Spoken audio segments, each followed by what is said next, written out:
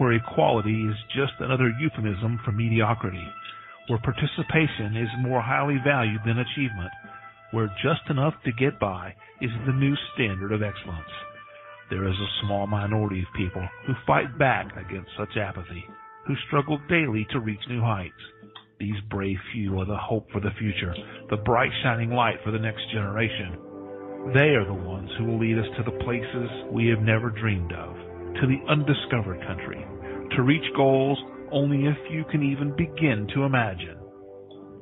Unfortunately, none of those people could be here tonight, so kick back and relax. Prepare yourself for several hours of fun, friendship, fascinating conversation, and fabulous music. All those F's, that's an alliteration and kind of a radio trick. Speaking of radio, you're listening to the most popular radio station in the history of broadcast radio, at least among stations that originate from Chris's living room. It's Curious Times. Your host is a curious listener. Here she is, Chris. All right. Hello, everybody. Welcome to Curious Times. It's Monday, September 11th. And so, yeah, it's a big anniversary, and we do remember, but at this point, it's not good to, I don't like to focus so much on that kind of stuff, you know what I mean, this long after it. We give respect to the day and all of the lives lost that day, but we don't have to do a whole, you know what I mean? There's enough other stuff going on that's tough enough as it is. So, of course, keeping everybody in our prayers that's in the path that has been and is continuing to be in the path of the storm.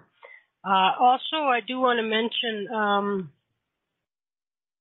Melissa Bruce won't be able, for the second time ever, will not be able to make it tomorrow. Her mom had a stroke, and so she needs to go to the hospital and take care of the paperwork and, of course, be with her mom and stuff like that. It sounds like they must have caught it in time, and she'll be okay as you could be when you have a stroke, you know. But so, of course, she needs to take care of, you know, the paperwork stuff and blah, blah, blah. So, prayer, and she has said that she welcomes any and all prayers and energy healing and whatnot for her mom. So there you go, Melissa Bruce. So we'll be off tomorrow. Wednesday we have Kathleen Moore. Thursday Jen Young. Friday Selva Dutton. Saturday Kimber. And then Sunday we're off, and we have a full 7 days scheduled after that. Diana, Lisa, a new guy, the cave, some kind of cave dweller. The cave creeper, I think, is his name. And so we'll see what kind of stories and all of this kind of stuff. Guy has, you know, even though he's a cop, you know what I mean? I'm not the biggest fan of cops, right? But anyhow, even though he's a cop, he's a guy that's been spelunking and, you know, cave exploring for many years, and other kinds of historical, you know, hunting old fields and this and that, finding all kinds of stuff. So he has some interesting stories to share there in terms of things he's found and whatnot. But it sounds like he came across something that, you know,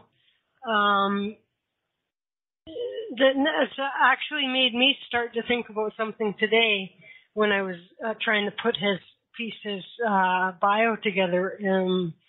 It sounds like he's came across some kind of a discovery that may have now some there may have been some paranormal activity around as well.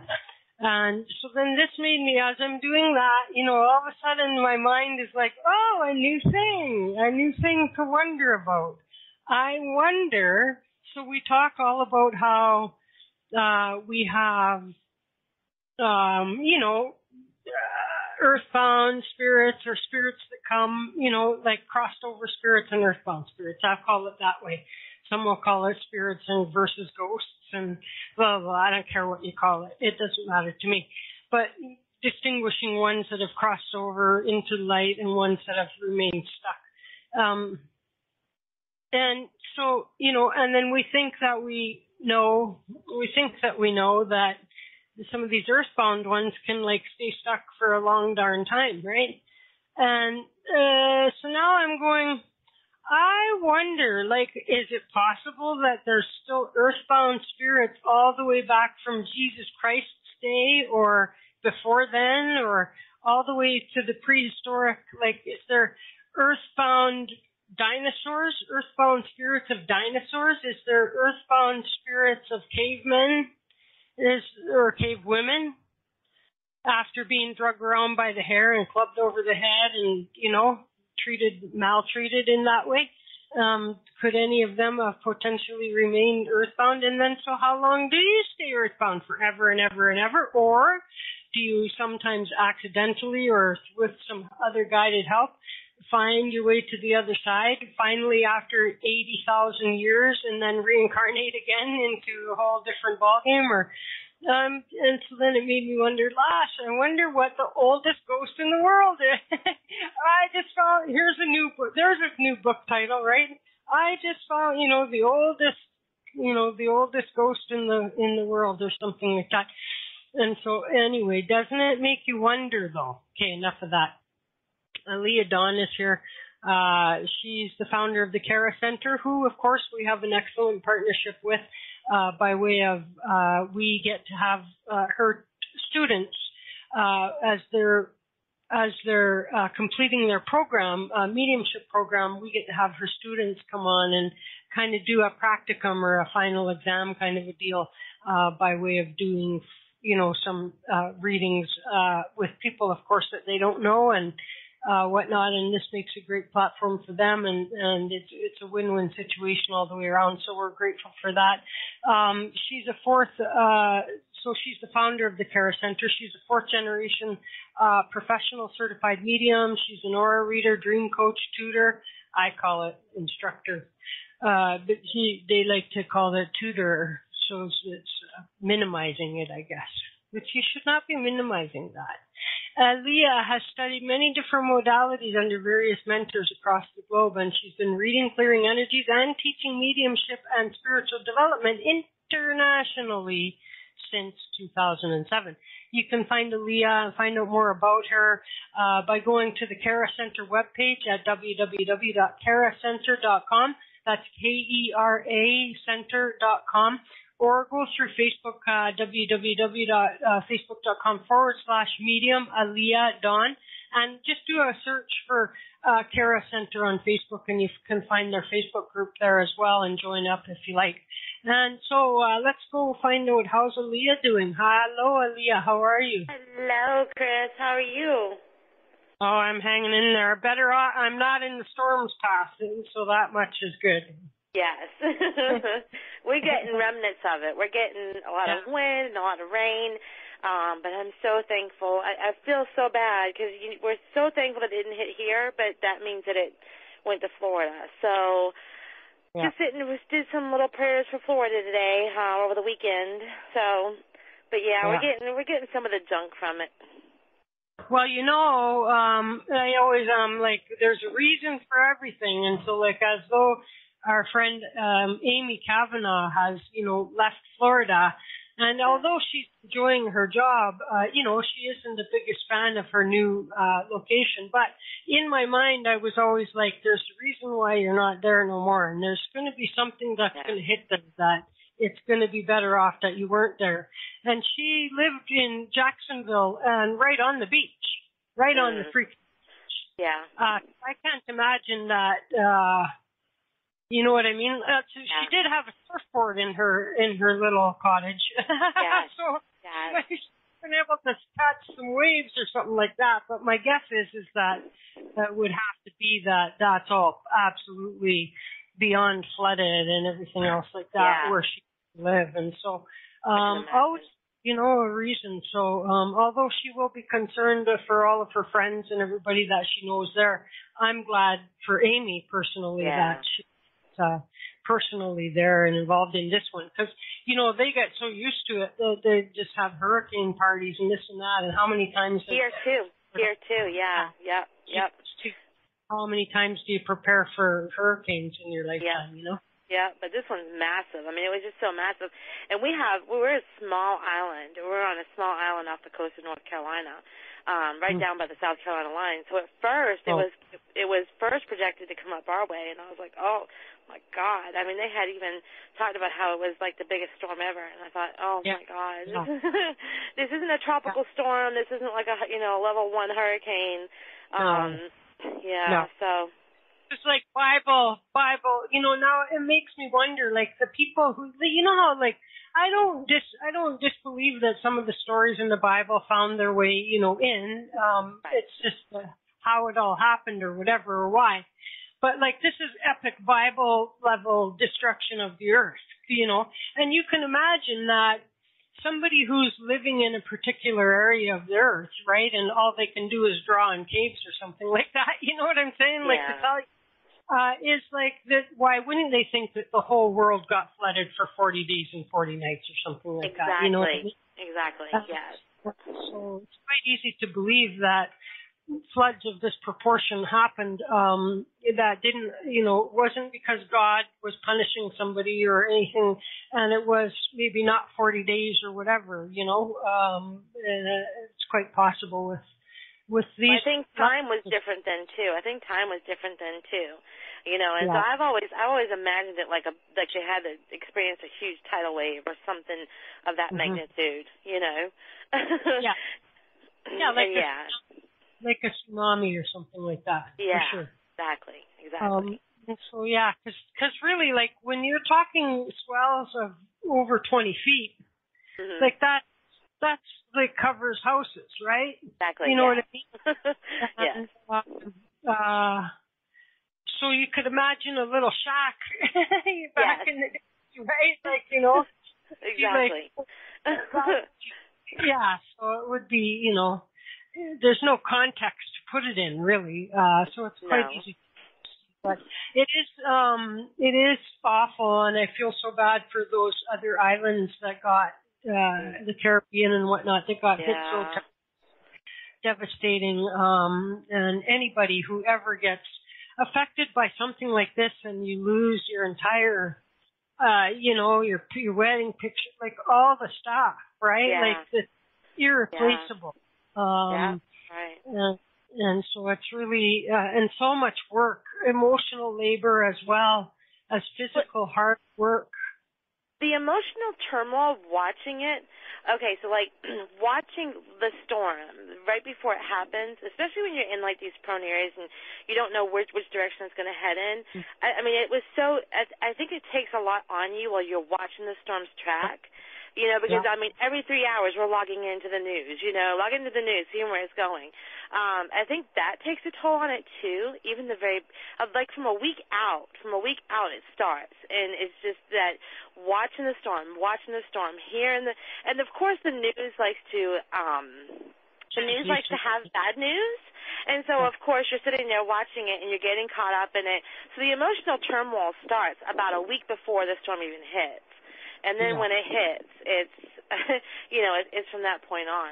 So it starts early, and it's. I was watching MSNBC this morning, and it was a nice little thing because they went live to a reporter guy.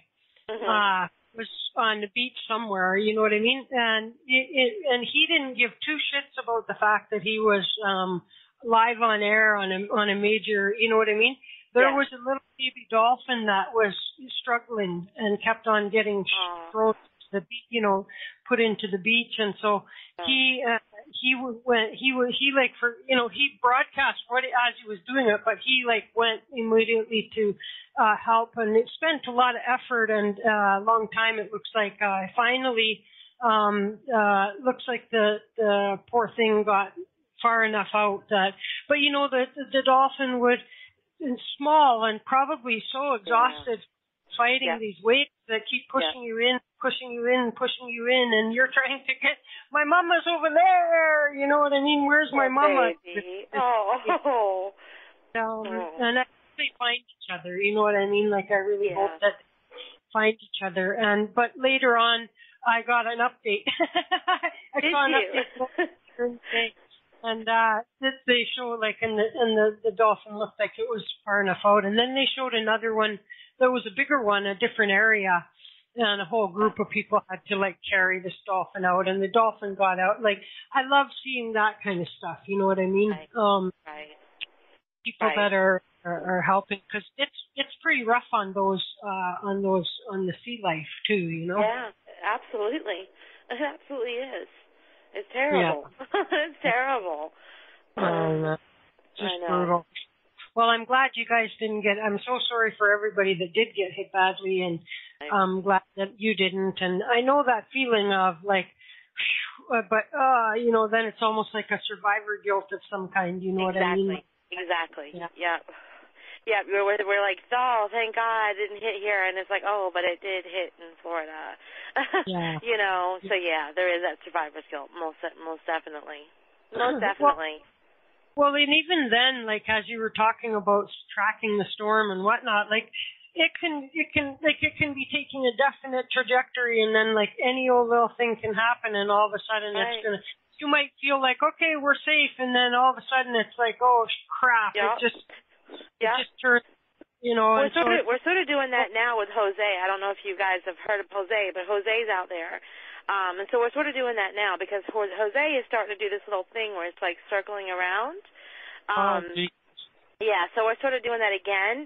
Like I'm not as, because it's a little bit further off, but it's close enough. We're kind of keeping an eye on it. They think it's going to go off into the ocean, but they're not sure. So we're like sitting there just watching it, you know. So yeah, it is. It's exhausting. Well, hurricanes are exhausting. Now, if we start getting double hits by hurricanes, like you know, someone has to tell the hurricanes. H has already had their turns. We're on to I now. Exactly. So you don't get to come back for a long time, H. That's right. Go to H, Jose. Go to H. And so, like, that would be wicked. I don't know that it's happened that some same place would be hit, say, twice or something by the same hurricane like that many days later or whatever. No, it's not. They said what they said was that they've not had this many major hurricanes in the ocean at the same time before. They've not recorded them this close in proximity before. Yeah. That's crazy. That's crazy. Well, and we know like that the heat, like it's the heat in the water that causes the storm to speed up. Yes. And so, you know, like they're on to something with this global, you know, warming. Now, I've always been don't get too carried away because we've had cyclical weather changes throughout Earth's history. But it seems pretty, you know, like we seem to be contributing in some way to it. You know what I mean? I'm not going all crazy about it, but like you can't deny that there's, you know, some contributing factor to it, and so hopefully we get our shit together as people, and really we have the ability and the know-how to have all the free freaking energy we want from solar and wind. You know what I mean? Like we don't need to be keeping on with these fossil fuels and stuff like that. I know. And hopefully eventually we'll get there. Yeah. Well, how many times, right? Like, you know, do human beings even deserve another chance at this? Holy crap. You know what I'm saying? I know. It's like, maybe some of these things that are going on in the world right now, like, will finally, you know, like so many times you go, well, maybe it's just a wake-up call, and then like everybody's still, you know, and hopefully this time there's enough crazy going on, weather, politics, all of it, like that people should be going, what the bleep? I know. There's a lot going on. Oh my gosh, there's a lot going on. Yeah. Crazy weather. Crazy everything, man, and like unprecedented craziness. I know. Insanity. So people wake up and and do your thing, pay attention and get your heads out of the sand. I always say if you put your head in the sand, you're fully exposing your ass for anybody to come and do whatever they want to it. So, absolutely. In the sand, if you're gonna bury anything in the sand, plant your ass in the sand, and then at least you can come, But anyway, so what now? So that we've done the weather and the politics. Now we can move on to anything else you'd like to talk about. Sky's the limit. Sky's the limit. How about you? Like, have you ever? Like, I don't believe I've ever wondered, consciously wondered, like, are there still cavemen, earthbound spirits, or like, how far back? What's the oldest earthbound spirit around? You know what I mean? Like, isn't that an interesting question? How? It is an interesting question. I have some thoughts on it, just from what it's just thoughts. It's not actual data, of course, but I actually have some actual kind of thoughts and feelings on it myself. I know that I understand that. Okay, so we talk about crossed over spirits and we talk about earthbound spirits, and it's funny because we're energy, right? We're energy, and so once the energy leaves our body, it's open to move in a lot of different directions. Okay, so I am of the belief that parts of our energy can cross over, and other parts of our energy will stay earthbound. How that's a whole different take on it. Yeah, I know. Because, okay, for me, I don't see, the soul is not one totality of energy, okay? Okay, so the energy can move and split in different directions. So, from what I understand, when an energy stays earthbound, what we call earthbound, that energy, if it doesn't cross over, if it doesn't eventually make a crossover, it can continue to move into a lower vibration of energy. Okay, so that it becomes less and less ghost-like, and more and more. What's the word I'm looking for? More and more dark-like. Dark matter. What we consider shadows, and what we consider more of the, okay, I'm just going to say it. More of that energy can turn more into I don't want to say evil, but more negative and dark if it's not released and crossed over into the light. Does that make sense? I mean, I get it. It's tough for me to wrap my head around it because now, and in some ways it makes sense. Like the whole idea of like that your soul is not an intact unit of energy. Right. Let's call it an intact unit of energy. You know what I mean? Like a cell or like a package unique unto itself. Because in one way we are all. I always say we are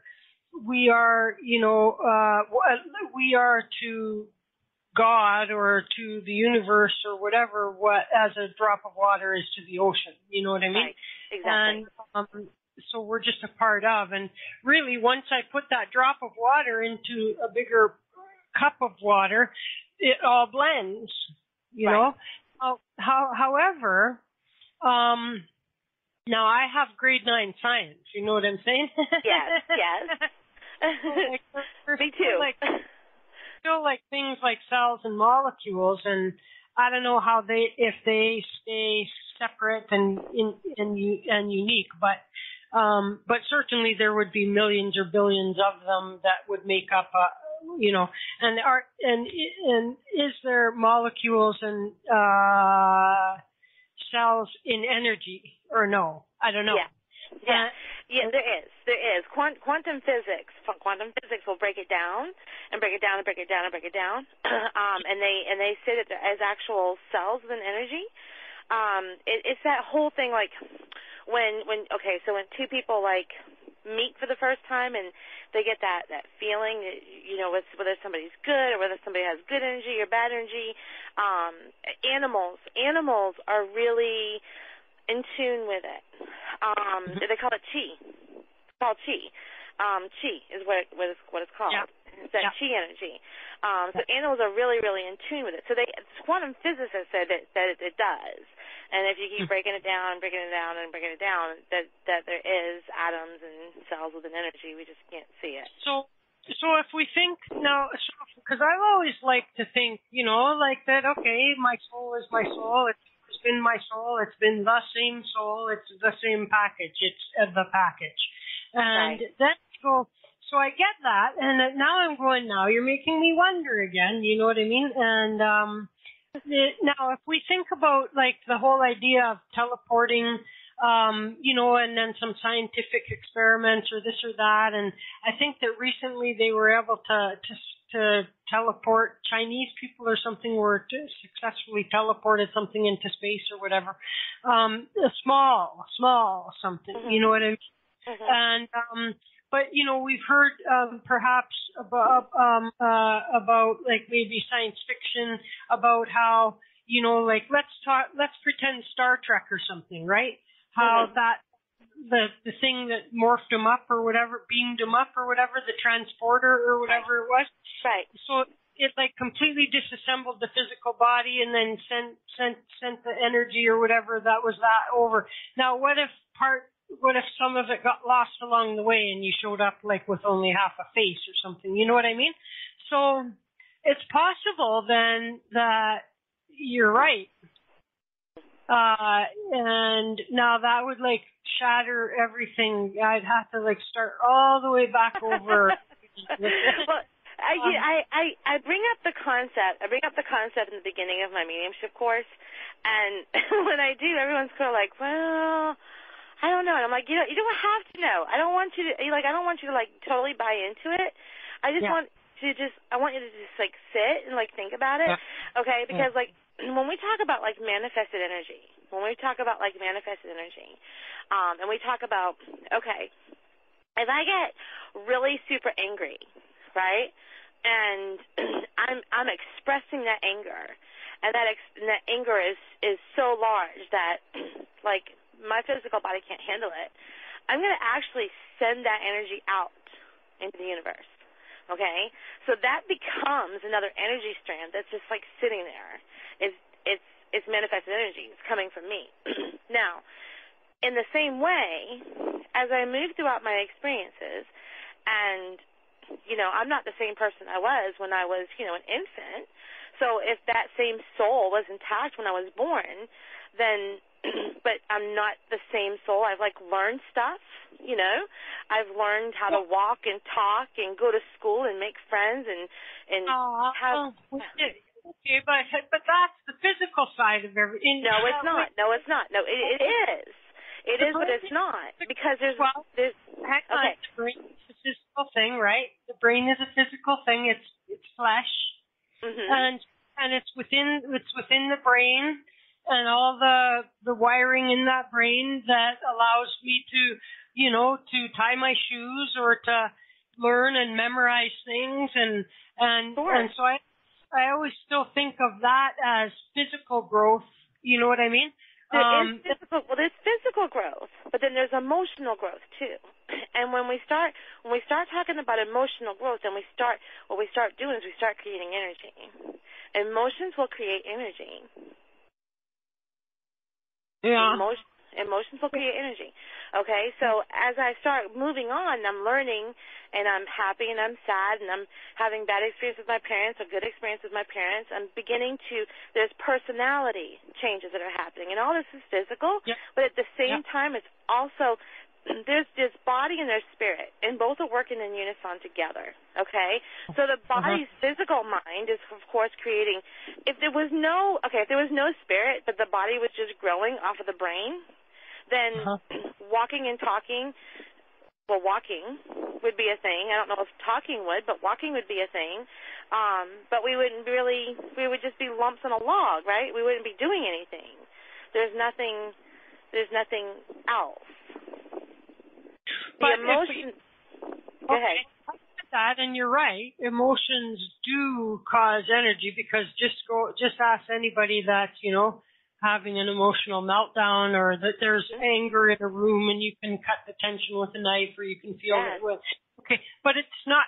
Okay, so there's different kinds of energy, right? Absolutely. And so if our soul is energy, that's fine. It doesn't have to be and if I can, and of course, when I'm doing Reiki, I'm not using my own energy. I'm using universal energy, and I'm letting it jump through me, my hollow bone self.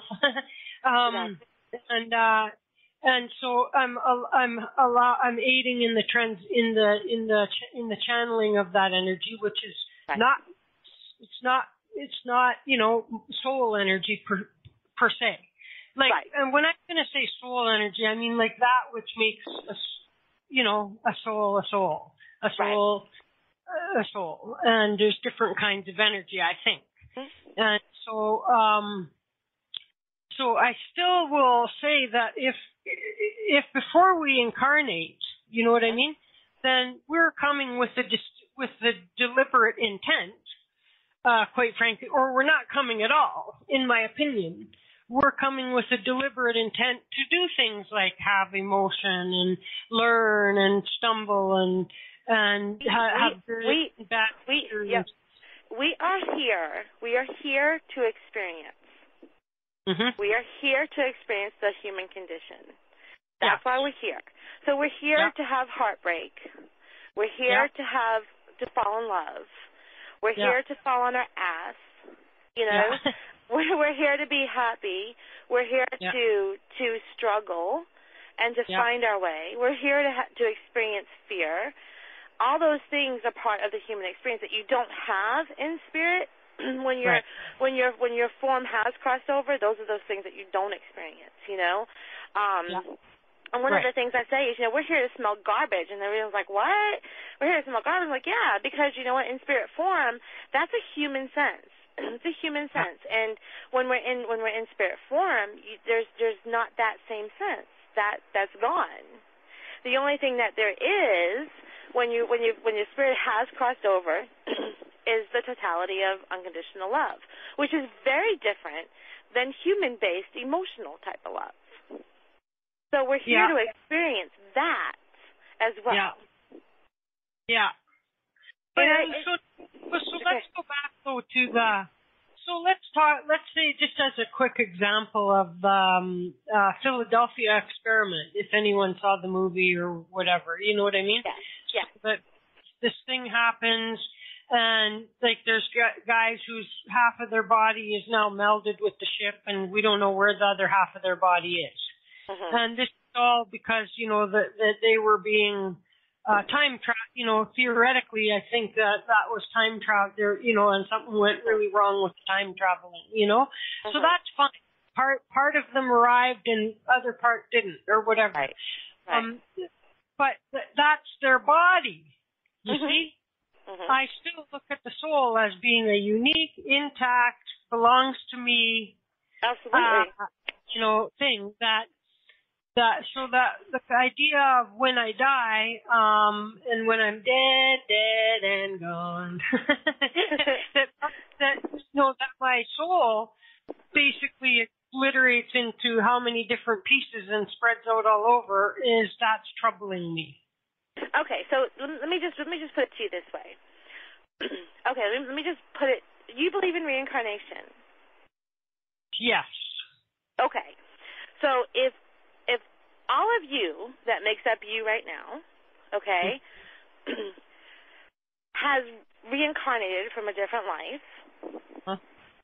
why don't you remember all of it?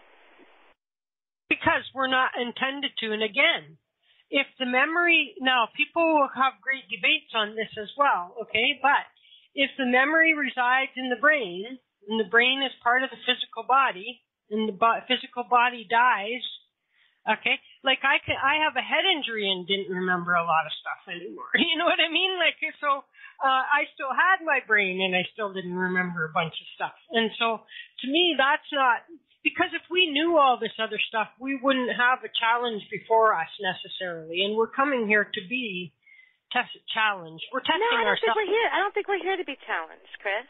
See, I have a problem with that. I don't think we're here to be challenged. I don't think something that we haven't experienced before is a better way to maybe put it. Okay? Yes, I don't think we're here to like learn lessons and things like that. I don't think we're here for that reason.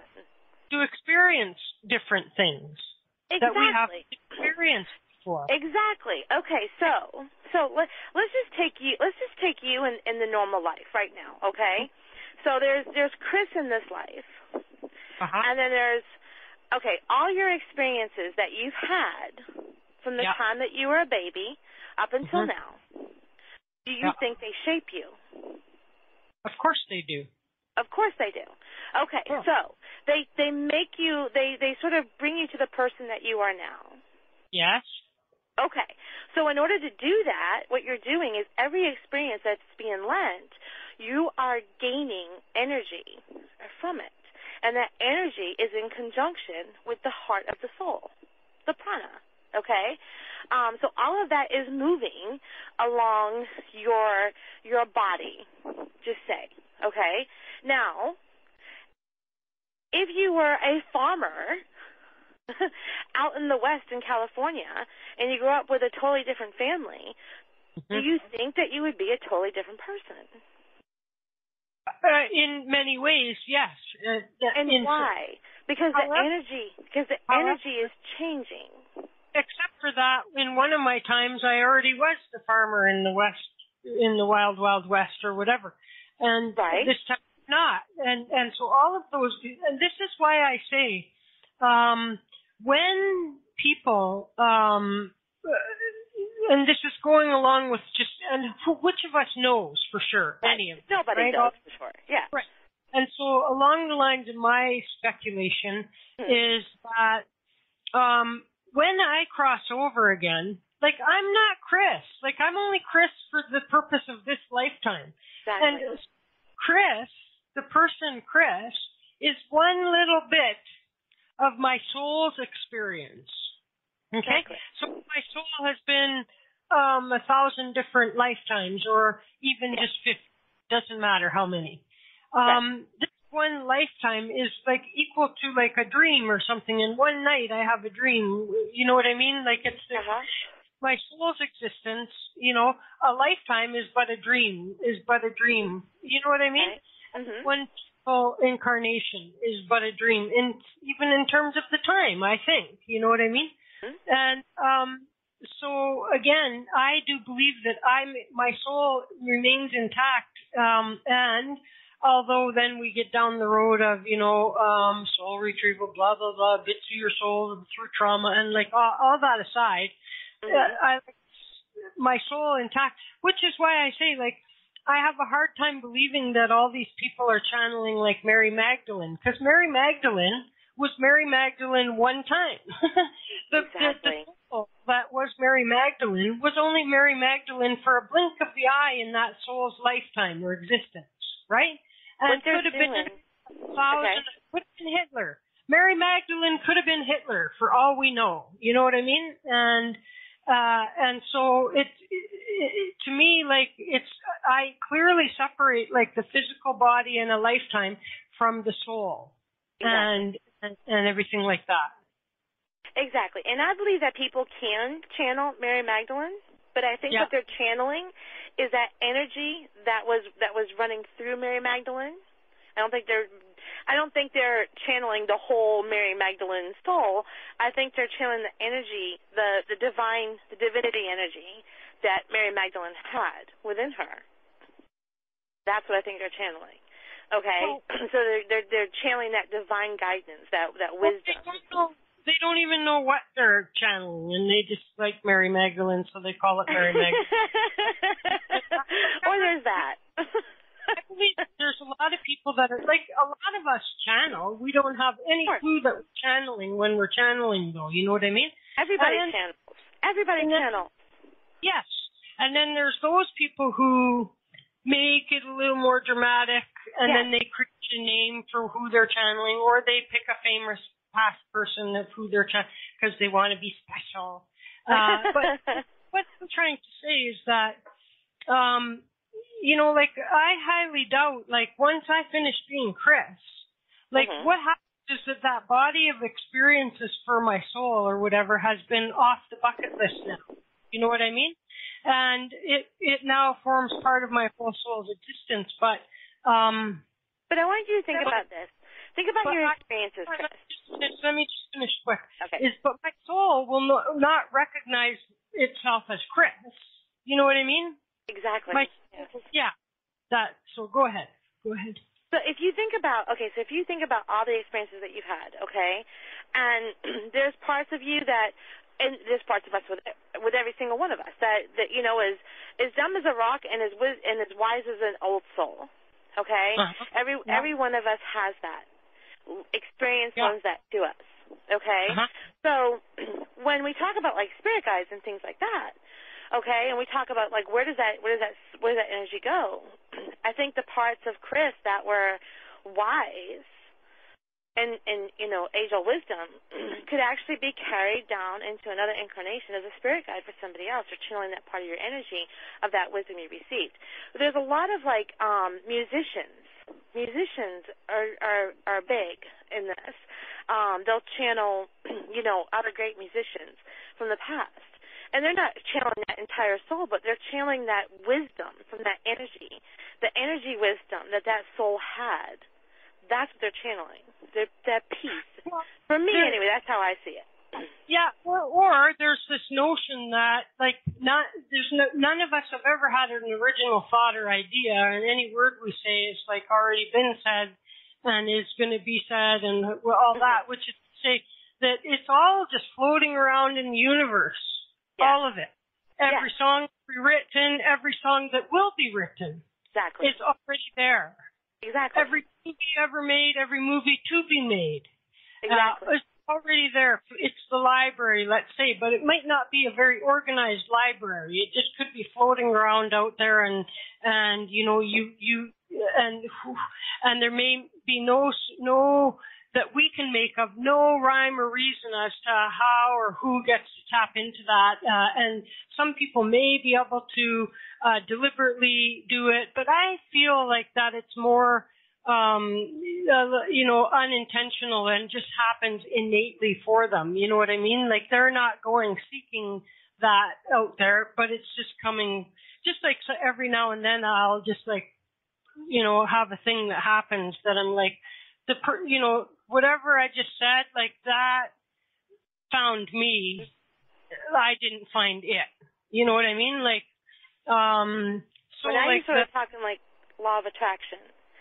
Well, right? No, I'm talking about, like, when I was talking with Mary Margaret about blah blah, about her little K2 meter, and she was all fixated on that it must be her mother, and I'm all like, I knew it wasn't, you know what I mean? I knew that it wasn't her mother.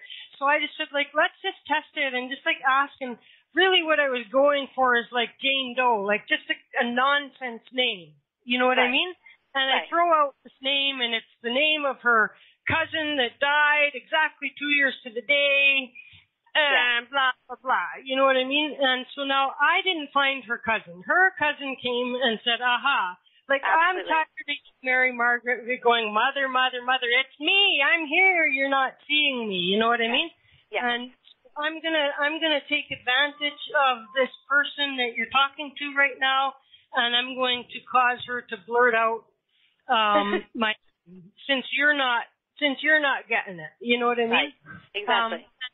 And so that's what I mean, is that it finds you in that way. You know what I mean? Yeah. Although there's mediums like you who are more capable, who can go finding. you can go looking for specific, like you can't find something that doesn't want to be found, but if somebody wants to be found, you can I guess isolate and go find Uncle Henry. You know what I mean?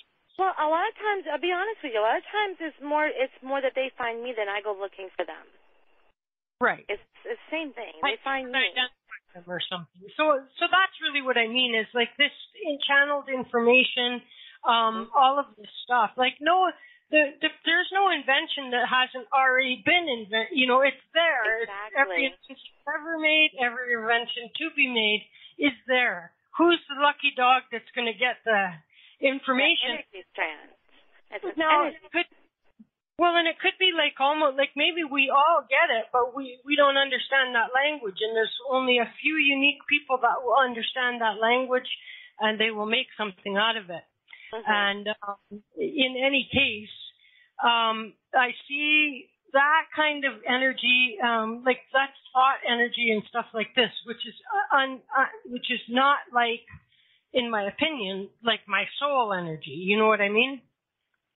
Well, I think it lends to the soul energy. The soul grows.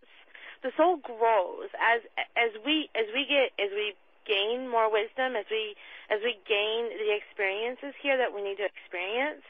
The soul grows, and for me, Chris, how I see it is like it's like a pool of spaghetti noodles. You know what I mean? And so if somebody is drawing in, maybe they're a musician, or maybe that part of maybe they have a spaghetti noodle along with them that tapped into Jimi Hendrix one time. I don't know. And so I think that law of attraction brings more energy of those spaghetti noodles to you and draws it in. Just like somebody, who was like me, like born with mediumship. I have that spaghetti noodle that was there already. And somebody else may not be born with that spaghetti noodle, but they can draw that in. And that spaghetti noodle can become part of who they are now. So that's how I see it like a pile of spaghetti. Yeah. For lack of better terms. Yeah. It's interesting, but again, I still want to go back and as to the like blow your mind even further, which is to say that every one of my lifetimes is happening right now. Anyway, yes, you know what I mean. And I'm right now at this given point in time, my higher self or whatever, or a different copy of me or whatever could all be acting as a spirit guide for 10 other people in That's 10 other time frames, in 10 other countries, in 10 other everythings. And so then you can see yourself. You can see yourself in parallel realities, right? Working in conjunction. You can buy into that. Well, but yes.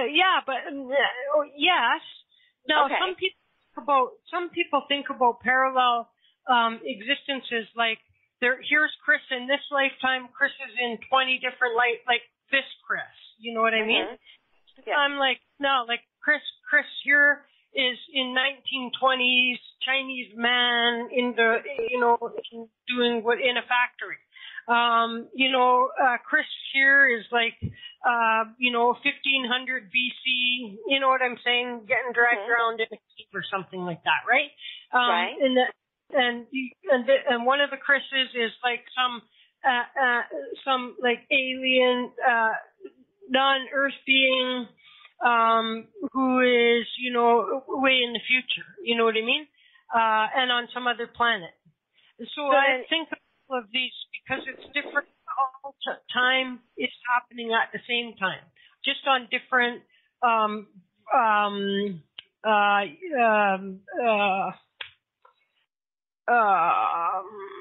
I can't think of the word at this moment, but anyhow, on different vibrations. You know what I mean? On different vibrations. Yes, absolutely. Different vibrational planes of existence, I guess we want to say. So if we can see ourselves in different parallel realities, then we can also maybe understand how one part of us can be Earth plane and how another part of us can be crossed over. Oh, sure. Like I say, that's. But it's in both cases, it's the whole it's the whole thing. Like what you're saying is like that part of like that. Let's say I die, and like part of me, so waist down, just to make the point, right? Okay. Waist down stays earthbound, and waist up crosses over. Right. And now there's only and where's the soul? Like, because now we're talking. Because there is no, there is no waist down and waist up. There is no body anymore. Right. You know what I mean? Right. But what I'm saying is like, so half of my energy stays earthbound and half of my energy goes. Although some people would say that until you cross over, there is still some physical form to you. I don't know that. I have no clue. But in any case, my thing is like that. What you're kind of talking about is like if 10 of us die, like let's talk about the World Trade Center, for example. And I was like so tormented watching it go because I'm like, I cannot handle this. There's 5,000 people dying this second. I can't handle this. Right. And so let's say 5,000 people die at the same time, and And now the souls of 5,000 people all mingle with each other, and no one stays intact. And now I can't go there with that one because then there's no purpose to our soul is no longer unique to us anymore at all. It's not. It's unique to the new incarnation that you come into. It becomes unique to the new person that you incarnate into. You are a unique creation. You'll never be created as the same as you are now. Never. The body is unique to the soul. The soul remains, and that's just where we disagree, right? Like, yeah. Like in either case, like it's a new body every time, and a completely different set of life circumstances and everything, right? But the soul remains the soul, because otherwise what happens to my bucket list? You know what I mean? I have, 50 things on my bucket list, on my soul's bucket list, and like if I just splatter together with some other bits of some other soul and blah, blah, blah, 50 other souls blend into me, and now I'm like only 1/50 of myself. What happens to my bucket list, I don't think the soul has a bucket list. I think each energy strand has an experience it needs to go through. And so those energy strands will commune with other energy strands to ensure that experience happens in the next incarnation. But then you have a situation where I'm getting splattered together with, and let's say I only have one experience left. You know what I mean? Mm-hmm. Okay, that would be easy to do if my soul was always intact. Because then I just go, I create a life, an incarnation that will guarantee me that if I put that goes into my life path, right? Now, if I get splattered together with 50 other souls and I take on 1/50th of their, 49/50ths of all of their stuff, then I guess I don't have to do that last one. That's not how it's intended in my mind. You know what I mean? Like, I want to go do that, not have it blended into me because someone else's energy merged with mine upon death,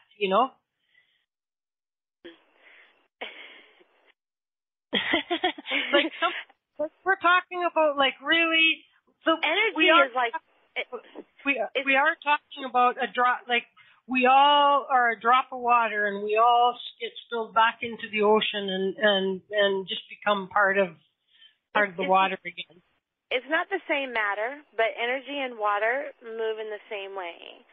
So if your glass of water gets pulled back into the ocean, then it's no longer that glass of water anymore. The glass is what made it one entity. Once the glass is gone, then the water is part of the ocean. Yeah. It is the ocean. It is the ocean. Yeah. Okay?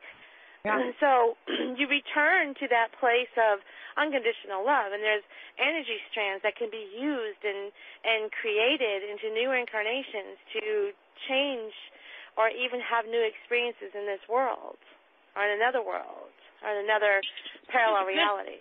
This is the kind of thing that's going to cause me to stay earthbound this time. because I do not want my soul, like, getting, like, I want to, how we have our own, or let's say about the aura then. Each of our bodies has an aura, right? And it's kind of that energetic field around us that starts from within us and moves out in layers, and it moves out beyond our body. It moves to the chakra openings. So we talk about an arm's length distance around or whatever as personal space, right?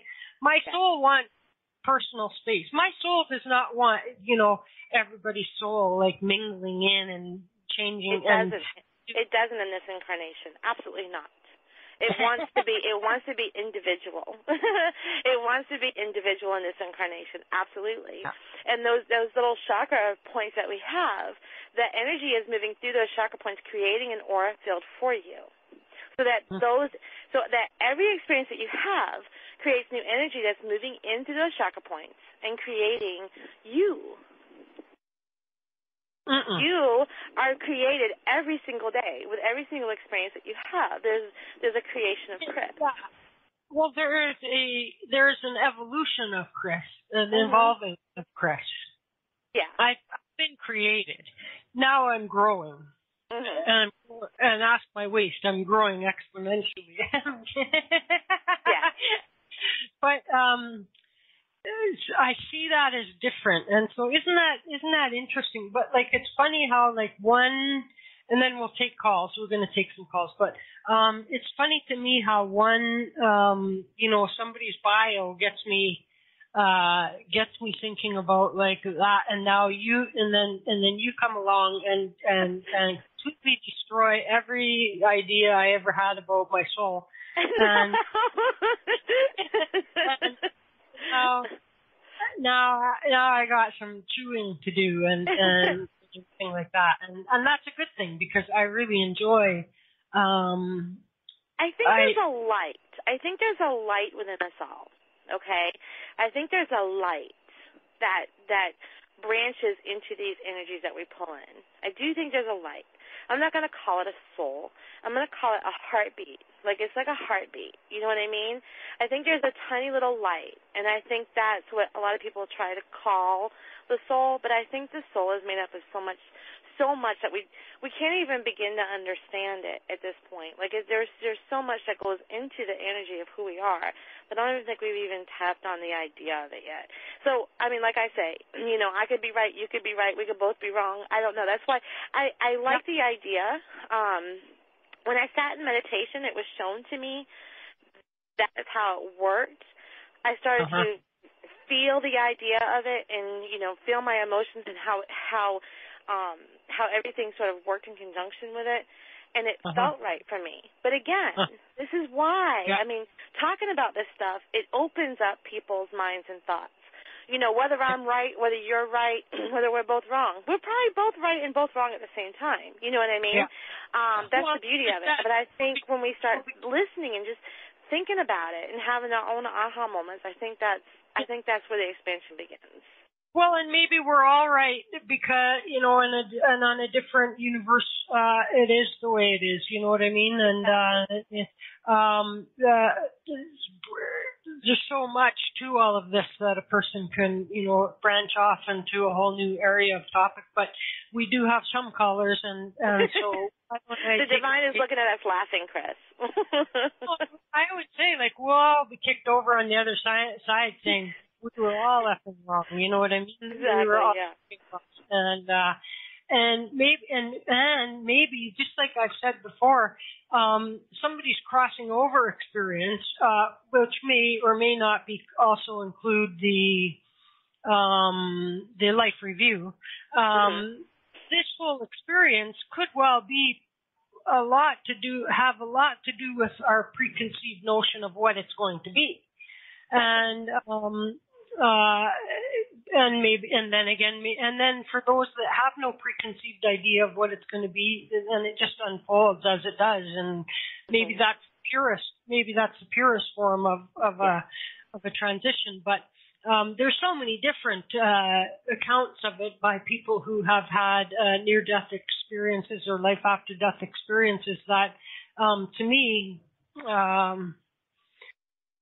it leaves it open to me that there's infinite different possibilities. And when we think about the multiverse and the dimensions, that was the word I was looking for before, dimension, different dimensions, is that if there's an infinite number of universes, infinite number of dimensions, infinite number of parallel universes, blah, blah, blah, then it's mind-boggling to say that any one of these things could be true on a different universe. Exactly. And it's entirely possible that through some slip in time, accident or intentional, through some traumatic episode or some other anomaly that happens to any particular person, it could shift a person out of this one and go poof. You're in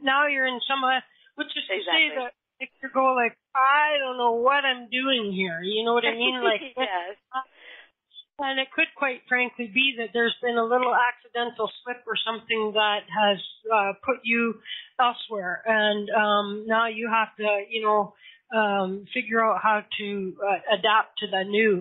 And so, in any one of these, it could be an infinite number of ways that it's all right. Oh, and so, yeah, no kidding. I mean, it's like we can think that we got it figured out, but I mean, I think it's absolutely.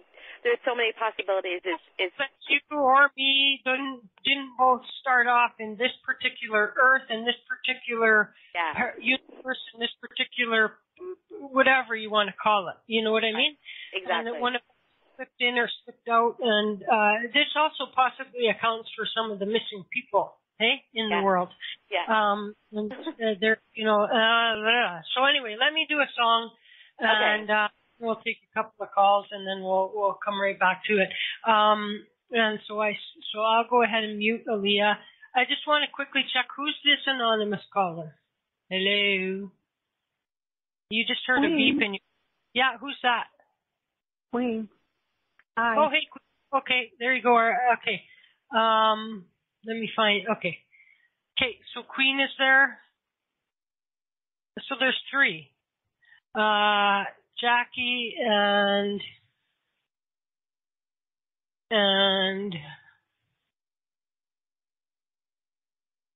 Bryn. So Bryn, Jackie, Queen. That'll be the order we'll do it once we come back from the song break. Are you looking for a place to meet like-minded people? Perhaps you're a light worker looking for a safe place to share your thoughts and services. We've got a place for you. Intuitalks.com. Join for free, post updates, blogs, create and join groups via website or radio or class package. The possibilities are endless. Join the all spiritual, all under one roof network, www.intuitalks.com. All right, welcome back. And so we have, still hanging in there after that long, drawn-out conversation. Amy's here. Hi, Amy. Queen is listening in by phone. Bryn is here. Diane, Jackie, and we had a bunch of other folks, and so they've dropped off. I don't know. So many people in so many different regions that I just don't know who's in these areas and who isn't. But we're getting ready to get going with some couple of readings here, and then we'll wind up. And so Alea's back. And Alea, tell everyone again, how can they find you? You can find me on the website, which is www.keracenter.com. It's KERA Center.com. And we have a lovely Facebook group with the same name, Kera, KERA Center. There's a whole bunch of Kera Center groups, but if you just choose that one, that'll get you into our main group, and we have all kinds of posts in there talking about courses and what we're doing and those kind of things. Right on. Awesome. Cool. And you'll see some familiar faces over there because there's more than a few Curious Times folks over there, I think. So, okay, are you ready to rock with a couple of calls here? I'm ready. I hope it rocks. Let's go get Bryn. Hi, Bryn. Hey, Chris. How are you? Good. You? What's going on there, mister? Hey, Hey, Hi. Leah, how are you? Good. How are you?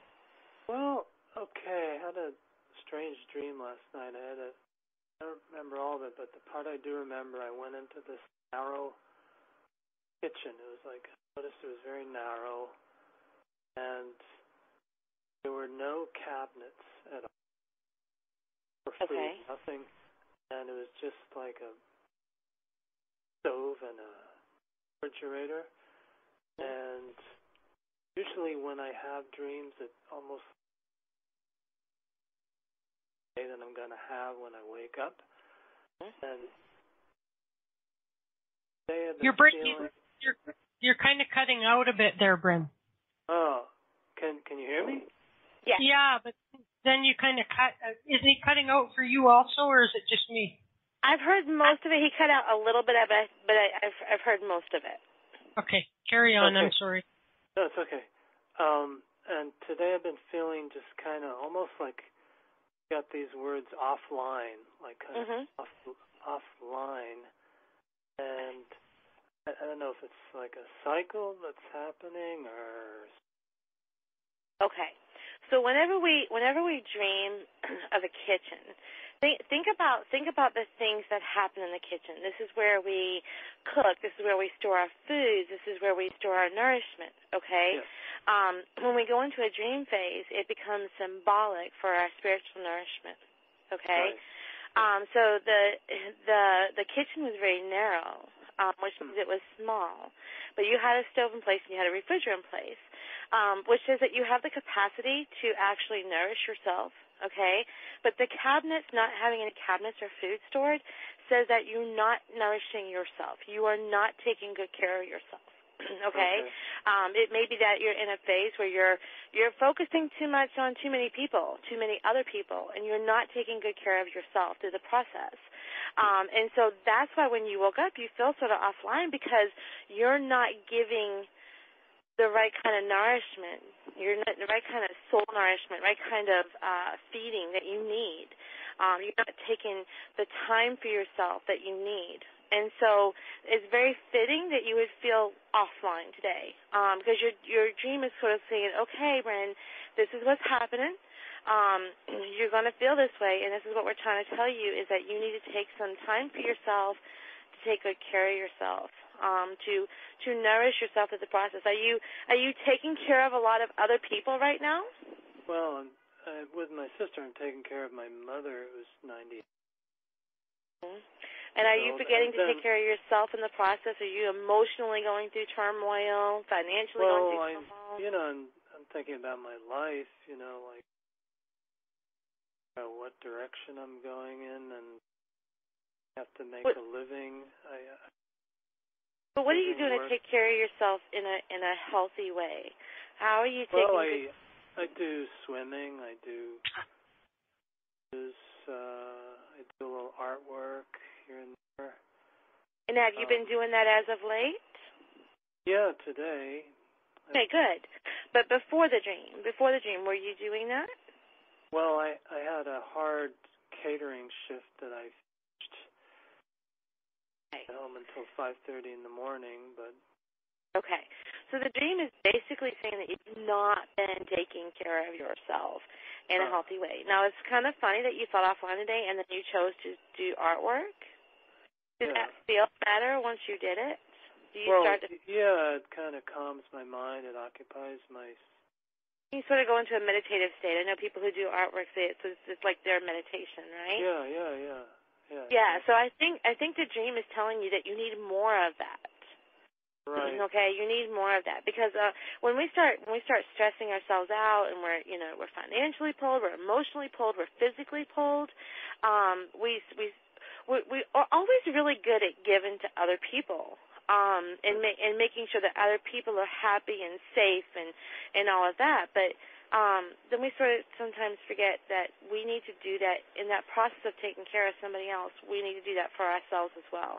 And sometimes it takes a little bit more to do it because we give so much of ourselves away. Okay? So the cabinets not having food in them is saying that your cabinets are empty. There's nothing there. So you need to start building up your cabinets again. All right. It's like, where am I going? Well, okay. Where are you going? Make me feel insecure. Okay. Where am I going in my life, you know? Okay. I mean, so let me ask you this. Where do you want to go in your life? Well, I'm in the healing arts. I do foot reflexology, but I've been doing it a long time. Okay. I enjoy the painting. I love animals. I love nature, but I live in New York City. Mm-hmm. Okay. And I do intuitive work, you know. Okay. But I just need to put something new together, you know. Yeah, you need to.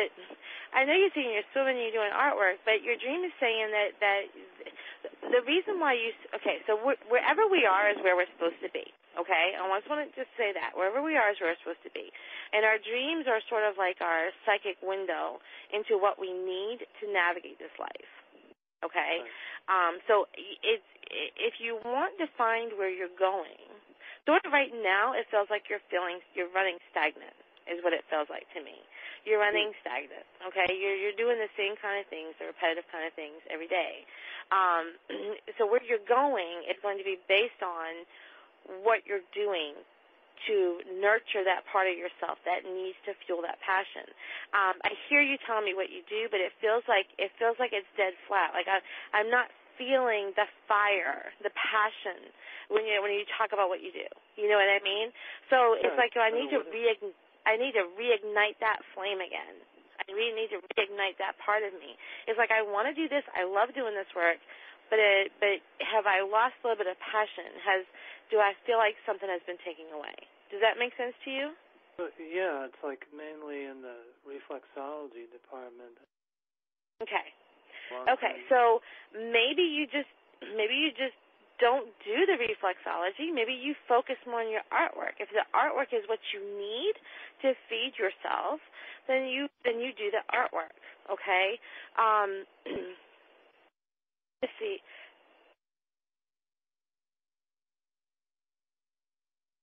Do you also work for corporate? Are you working right now? I don't work. I'm not interested, or do I work for any corporate? But okay. I do catering at corporate places.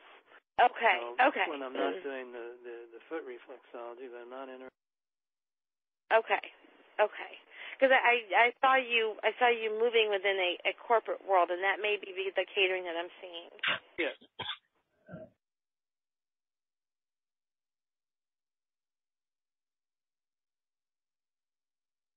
Are we still here? Am I still here? I'm here. Okay.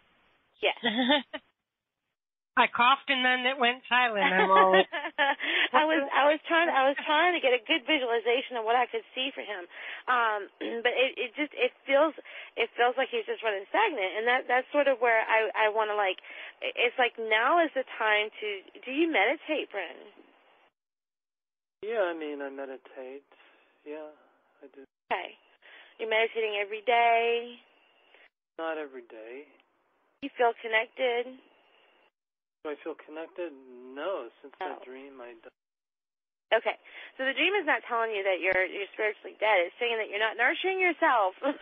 You're really. It feels like you're maybe your mind is too focused on money aspects and too focused on what's going on with mom and too focused, and so it feels like there's a lot of confusion right there. Like, okay, so there's like nothing left for me to think about myself because I'm giving my energy away to everybody else.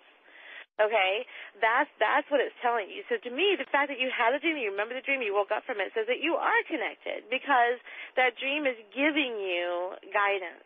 It's giving you guidance. What I always like to suggest is learning something completely new. Okay? Whenever we begin to learn and focus and learn something completely new, something that we never thought that we could do, we put our focus into something completely new and we learn it. What happens is of course you learn a new skill. You may not use it for the rest of your life, but what happens is you take the focus off of everything else and your subconscious mind and the universe begins to show up for you. Okay?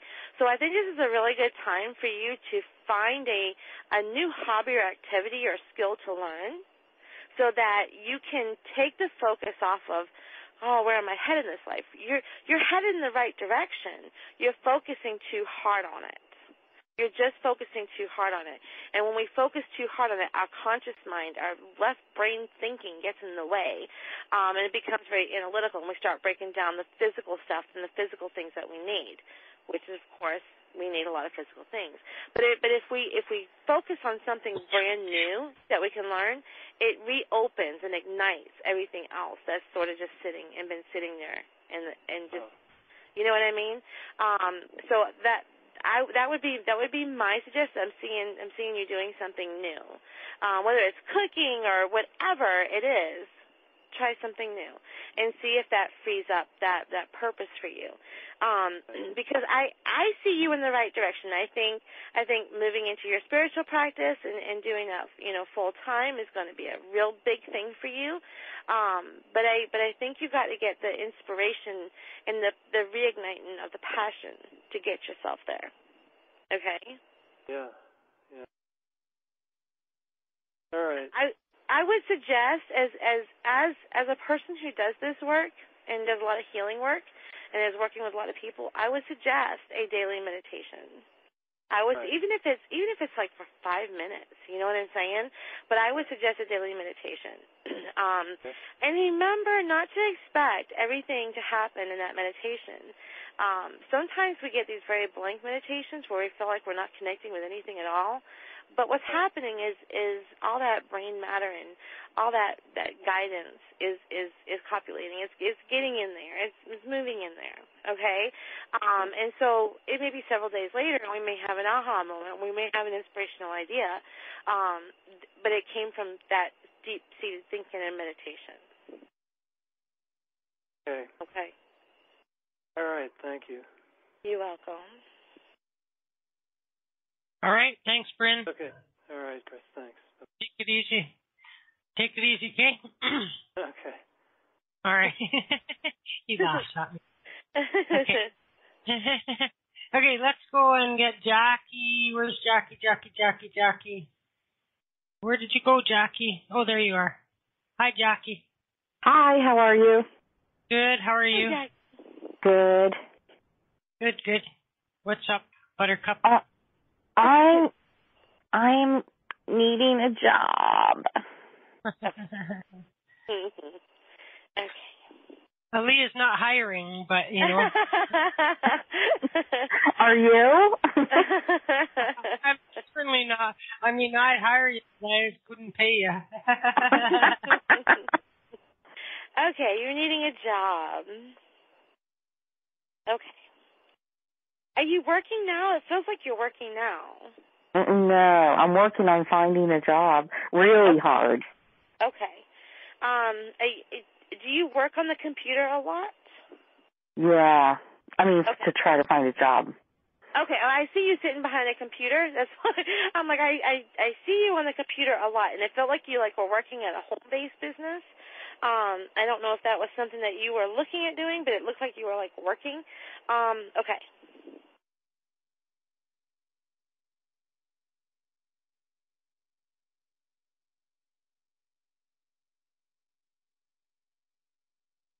All right. I'm seeing a lot of administrative kind of functions. Well, I went to school to become a therapist. Okay. There's a lot of administrative work with that. Okay.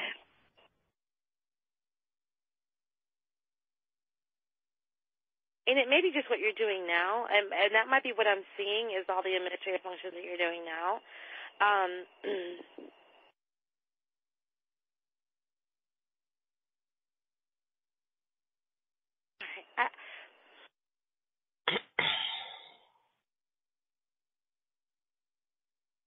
All right. I'm hearing October. Okay. But it doesn't feel like what it feels like. It doesn't feel like I'm landing my dream position at this point. Okay. Mm-hmm. It feels like I'm landing a step in. Mm. Okay. See what else I can see here for just a minute. It's like I'm going to a level where I can up level. I don't know if that makes any sense, but it It does. Okay. So there feels like there's like a larger organization that you want to be a part of. I don't know if it's because of the benefits that are involved with it. Mm. But that's where I see you moving, okay? And I don't know if it's a hustle, but it looks okay. So what I'm seeing is like a big white building for whatever reason. I'm seeing like a dome shape to it. I don't know if it's circular in nature or if it's dome shaped, but I keep seeing that circle, that arch, okay? And it feels like it's going to be around October. Around mid-October. Okay. Okay.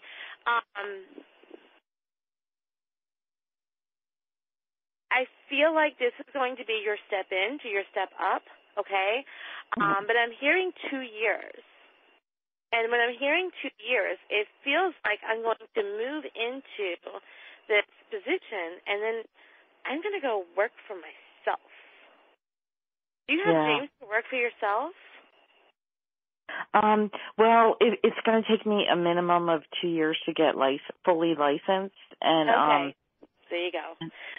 Yeah. Okay. So I hear 2 years, and then I see you making that move to work for yourself. Okay. And that to me feels like that's where your the real meat is going to come in. I think that's where you're going to experience the real financial success. I think this is going to give you the experience that you need to get there, though. Okay. But yeah, I am seeing luck in the career field, and it feels like I've hit a very good lucky position. Did you apply at a company that has that sort of dome shaped or rounded edge to it in the building? Do you know? I know that there's 2 places. One is not as desirable as the other one. Okay. And they're both hospitals. One's specifically a psychiatric hospital. I'd rather go to the medical center. This is white. It's white. I'm seeing a lot of like white cement. I'm seeing a B in the name. I don't know if it's BR or BY, but that's what I'm seeing. I'm seeing a B in the name of it. So I don't know if it has a B in the name of it, but I'm seeing a B in the name of it. And it feels like it's a desirable position, but it doesn't. I feel like I'm not like I'm totally psyched that I'm there, but I wish I was one level up. I don't know if that makes any sense. I don't know how the therapy field works. But I feel like I have to work to get the position that I want. You'll achieve that. I think you're going to have a good experience there, but I think it's going to be enough that you want to push yourself out of it at the same time. Okay. So I do see you working for yourself, and I see that as being very lucrative. I'm sorry, you see that as what? Being very lucrative, financially lucrative. Oh, okay. Okay. Oh, lucrative. Okay. Yeah, I see that being lucrative. Okay. The relationship spectrum. For whatever reason, it just came up. Are you in a relationship now? No, it's been a desert. Because I actually see he's going to be younger than you. I see, all right.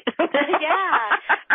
He's actually younger than you. I actually see a younger man entering into your spectrum. along the path of this field of work. And for whatever reason, I'm being told to tell you that. But I'm seeing he's handsome. He's got like a full head of hair and everything. Dark brown hair. He's got dark brown hair. He's a little tall and slender. But he feels very youthful, but at the same time very, very intelligent. Okay? Mhm. How much younger than me? Like Demi Moore, Ashton Kutcher? Almost. Oh my God, that's like 17 years or something. Almost, not that far down. But younger enough that you sort of know it. You know what I mean? Yeah. I don't know. He looks to be early in his career, but not so early that he's 22. He looks more 30ish, 29. Oh my God. 30ish. Mm-hmm. That's really young for me because I'm 56. Yeah, I see 30s. That's what I'm seeing. Okay, so I don't know. That's what I'm seeing. That's what I was told to tell you. Somebody on the other side really wants you to have a good time. I think you've not had a really good time in a long time, and somebody wants you to have a lot of fun. I feel like it's a female on the other side. It's like, is your mom passed? Uh-huh. She has. Okay. Because it feels like your mom is pushing you out the door, go have fun, go have fun, go have fun. At least I felt like a mother figure.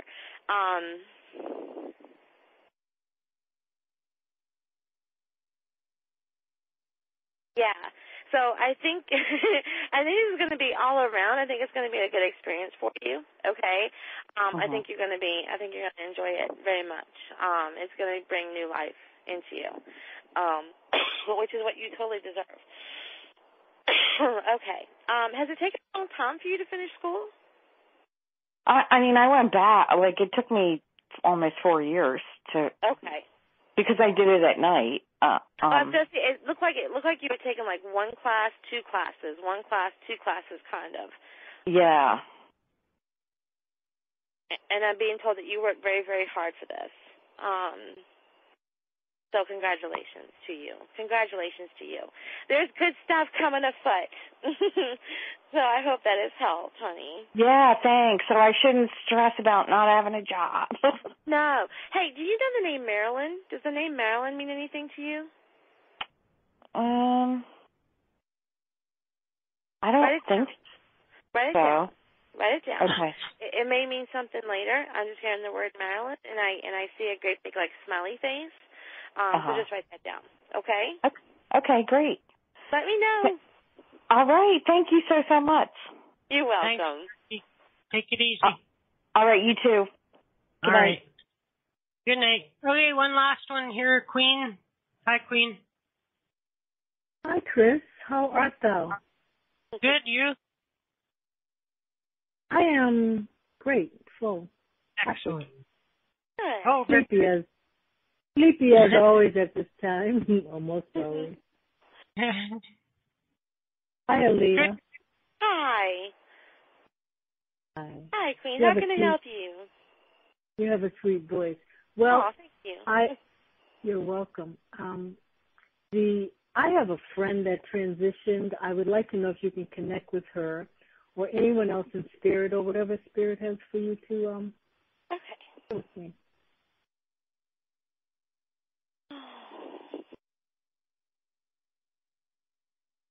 This is a recent transition, yes? She's been gone a couple of years. Okay. 2 years? Yes. Okay. Was this cancer related, Queen? Yes. Okay. Okay, because I feel, I'm not seeing her yet, I feel like this person battled a lot. I'm starting to get caught up in my throat. I don't know what kind of cancer it was, but I'm sort of getting that coffee phlegmy kind of feeling in my throat.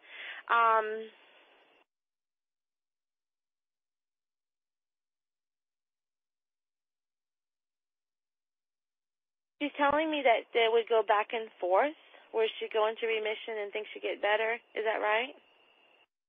Oh, it could be. Okay.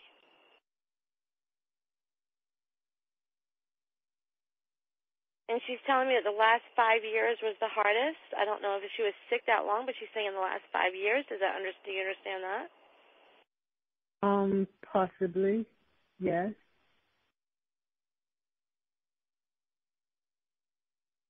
Did you guys used to hold hands? I see you holding hands with her. We had moments, yes. Okay. I see the holding of hands, and she's showing me a ring. I can't really see the ring, but it's gold. So I feel like it was her ring. Do you have her ring, or do you have a possession of hers, that piece of jewelry from her hand? Actually, she probably had a piece of jewelry that I created, a ring. I'm thinking I gave her a ring. It wasn't gold, but she might have felt it was like gold. Okay. I'm seeing these really long fingers.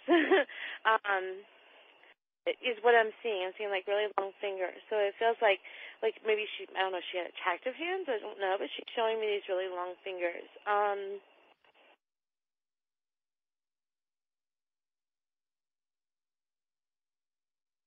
Was she a lighter skinned woman?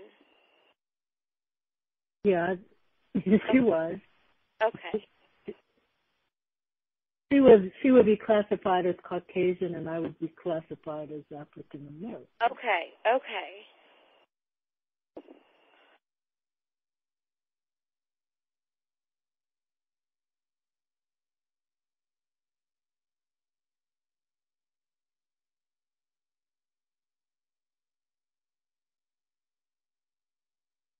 Did she have a name like Adele or something like that? I'm hearing like an. It's of course sounding like it's underwater, but I'm hearing like an Adele. How about Shanti? Okay, that doesn't sound like Adele at all, does it? Okay.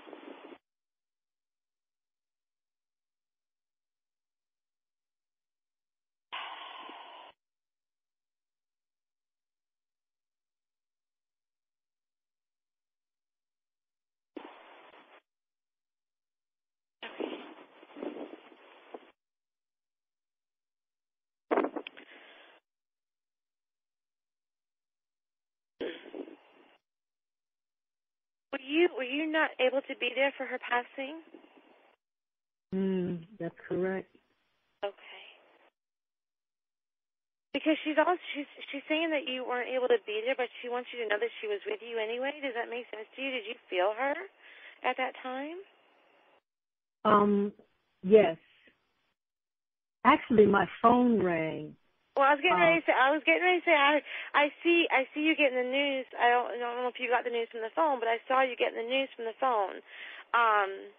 But I feel her presence. Like I feel it strongly at that moment. I don't know if that makes sense to you, but that's what she's showing me. The phone rang from her house, but she was gone when it rang. So yeah. Okay.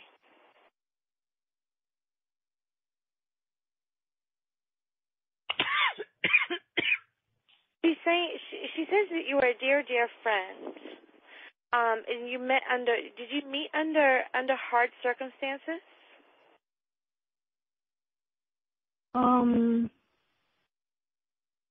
I would say no. We met at an art show. Okay. As artists. It was challenging making money, as I recall, at that particular show. So maybe. Yeah, but it's. I don't know if she was sick, like for a very long time, but I almost I was sick when I met you. So I don't know if she like even knew that she was sick for so long. But that's the sort of feeling I get. Could be. Could be.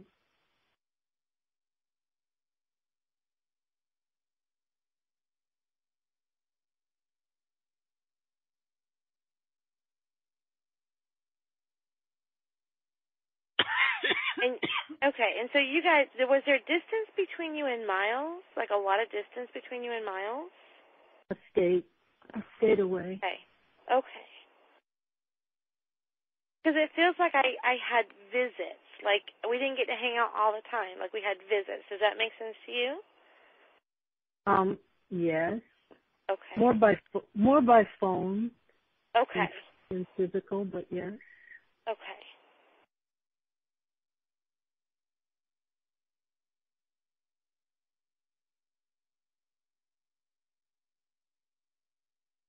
She cherishes the moments that she saw you. I think they felt like they were so few and far between. But she cherished those moments. I feel like you saw her when she was very sick at one point. Is that right? She never showed it, but I'm sure I did. I'm sure I was in her energy. I see you two. This is what I'm seeing. I'm seeing you two sitting in brown chairs. I don't know why, but that's what I'm seeing. Like they got the hardwood armrest, and I see you holding hands, like you were holding her hand. Is what I'm showing. It's what she's showing me. And she's telling me that she cherished you, like she cherished you. Mm. You guys would laugh, like there's a lot of laughter. I'm hearing, like I see a lot of laughing, right, and yes. Hysterical laughing, just having a good time talking. So I feel like she had a good sense of humor, like you guys got each other. You know what I mean? Yes. Totally different personalities. I think you guys came from totally different backgrounds, but it was like you had this really strong connection between you two.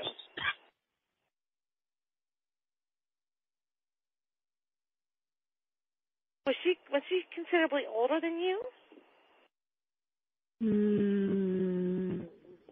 Oh no, I'm in terms of age in this life. I was the oldest. Okay.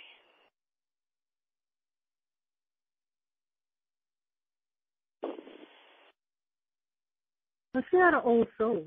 Well, she's telling me like almost like she felt aged. Like I don't know if she got sick fast and went down sort of hard, but she's telling me that she aged really quickly.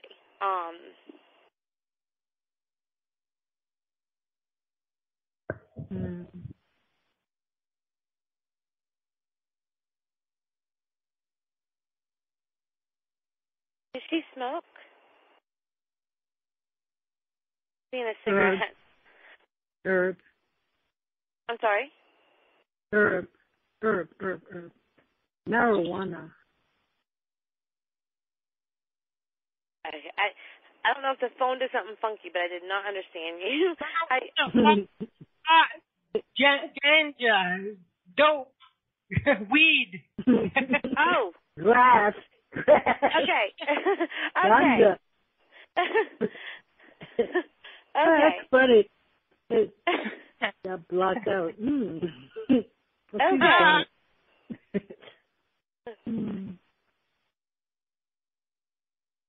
I don't know why she showed me that, but it felt like I was, like she showed it to me, and it makes sense because it was like being passed. Okay.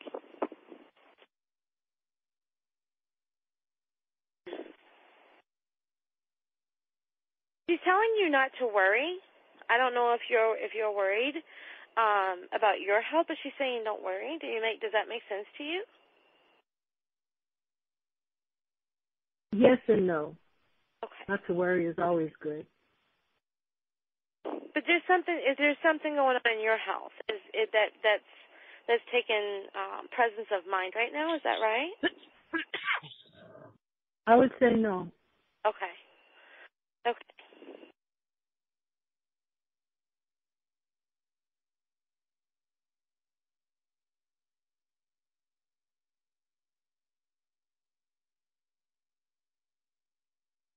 for you not to worry. But perhaps someone around me. Well, she's saying it's not as bad as it seems. Is what I'm seeing or what I'm hearing.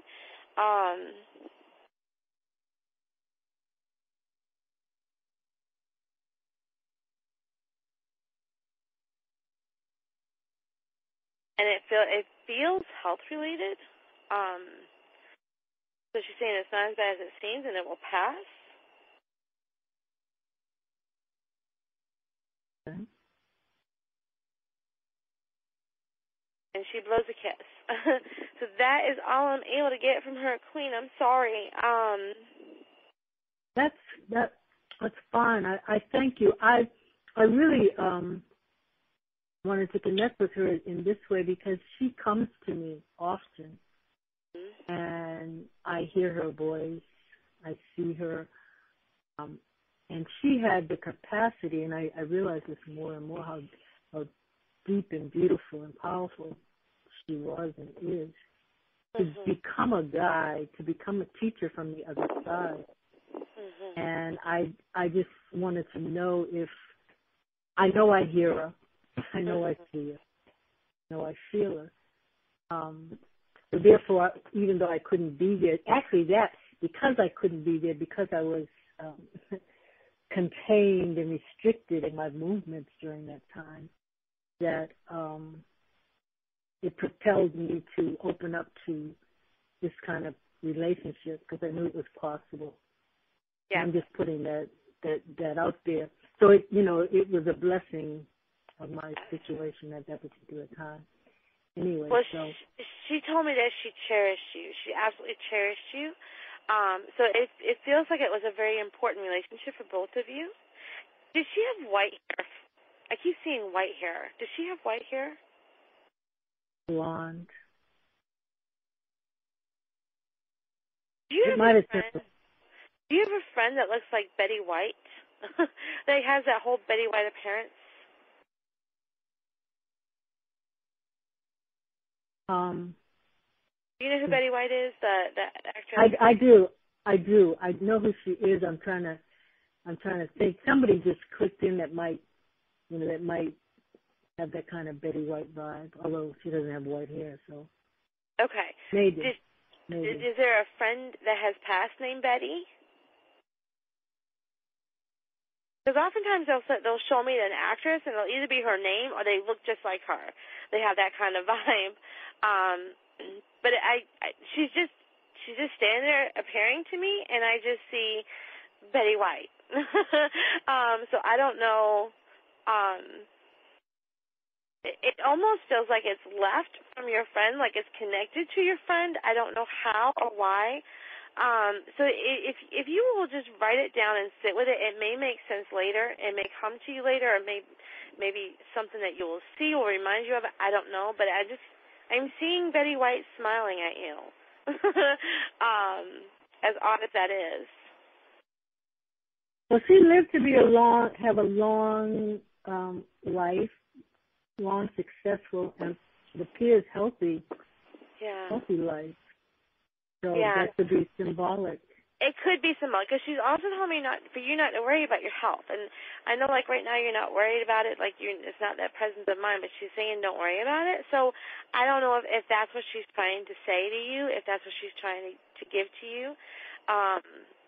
So, I mean, sometimes things occur after a reading that make sense as we move forward. That's why I say just write it down, and hopefully it'll make some sense as you start moving forward. So yeah, I definitely feel her presence is with you. I felt her presence was with you from the moment that she did pass.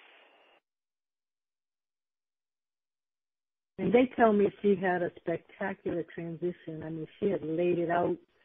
She had gotten her room prepared, and she's an artist, a fabulous artist. She spoke of her fingers. She was a sculptress. Okay. And other things. And she had few women, goddess appreciators with her, and tell me, it was an awesome transition. I'm just even talking about it makes me happy to know. It's kind of funny that you said that because I got a total presence of the goddess. I absolutely got a whole goddess representation of her. Okay, so it's really weird that you said that because I felt her energy being very goddess-like itself. I don't know if that makes any sense to you, but that's sort of the mass that I felt from her is but I also see it being like fun and happy and bring a lot of joy. Like I see a lot of joy with her, so I don't know if that makes sense to you, but I felt a lot of laughter and like a heaviness being lifted from my chest. Does that make sense? We laughed a lot. Okay. We laughed a lot together. Yeah. Well, she loves you, my dear. She loves you, my dear. I feel like I had a little bit of a hard time connecting with her, but that's me. That's on me. It's not on her. Because I felt her presence was nothing but love for you. Like there was a just cherished moment for you. So I definitely felt her with you.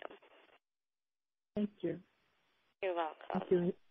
And clearly my love is obvious of her. And the appreciation that she can come in and out and I can go in and out with her, that's just a fabulous Isn't it crazy? blessing. It's amazing. Yes. It's amazing. Thank Beautiful. You're welcome. All right, Queen. Thanks, Queen. Thanks, Chris. Take it easy. I shall. You too. Whoops, sorry. Why we don't get guns up here. Quick trigger. So Amy came in. Amy's been here, but I didn't notice till after I took Queen's call that she was asking for a reading. But we are at your time, so leave that up to you. It's been tiring for you lately, so we can catch Amy next time. It's up to you.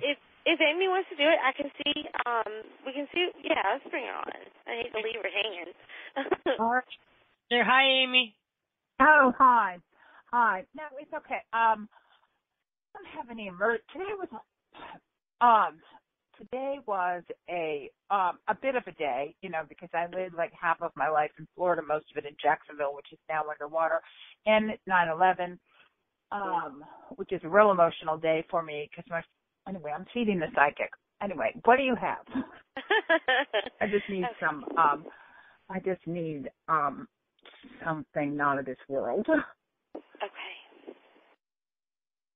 I got a strong male figure here with me. He feels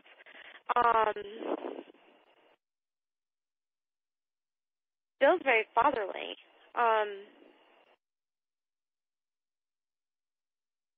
Is your father passed, Amy? Yeah.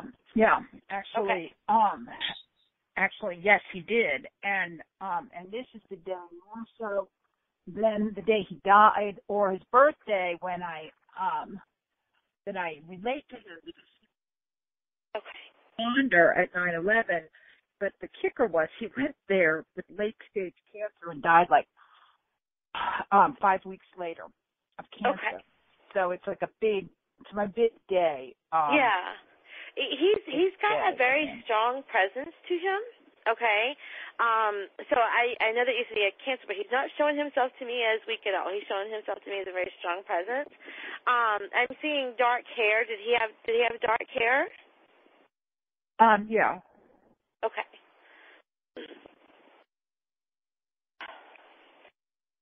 5'10", 5'11", right in there. Doesn't feel especially tall, but yeah, not especially okay. Tall. Correct. Okay.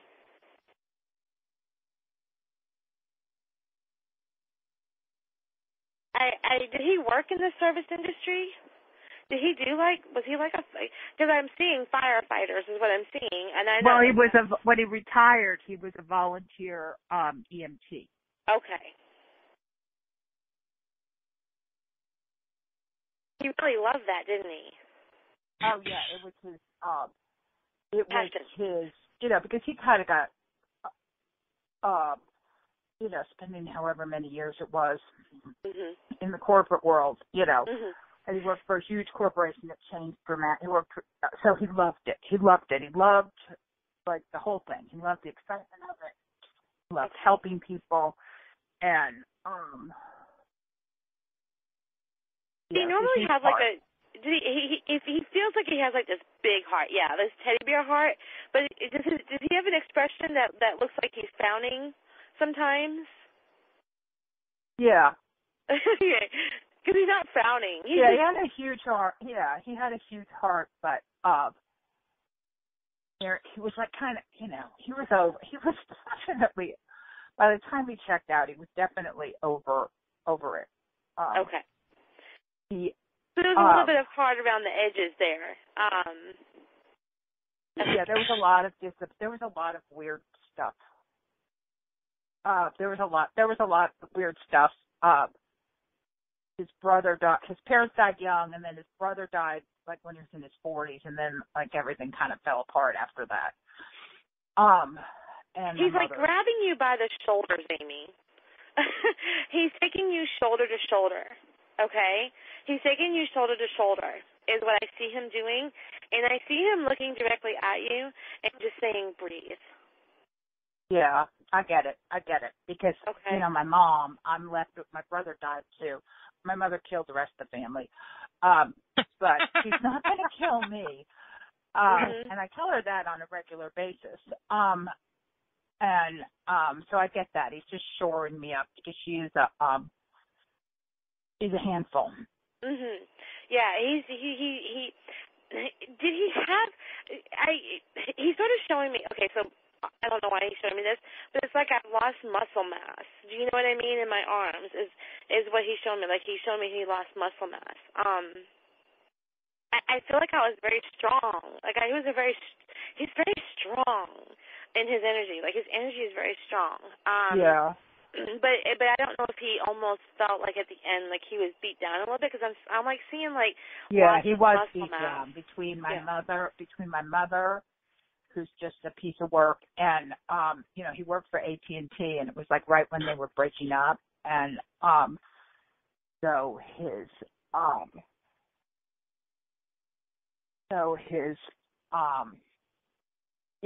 that was it. So he really just a whole bunch of. Did you move for your mother? Well, I moved my mother. Okay. I moved for a job, and then I moved my mother to Louisville, Louisville, which is like 5 hours from here because they had better assisted living. Okay. So that's why he's saying that was a good move. Okay. Because he was saying the mother moved, and I was like, well, wait a minute, she's saying she's driving her crazy, but he said it was a good move. Okay. Yeah, because she had been living with me because she was hospitalized. She couldn't live alone anymore, and she didn't want to go. Blah blah blah blah blah. Anyway, but so she was living with me, and it was absolutely killing me between her energy and the energy of the home health aides who would come, who just had all sorts of problems because they made like zero money, and it was absolutely. Well, he's saying he's saying very clearly, don't let his experience be your experience. Is what he's saying. I don't know if that makes sense to you, but that's what he just it does. Okay. Because everybody else in the family just put up with her shenanigans, and I just call her on it. Yeah.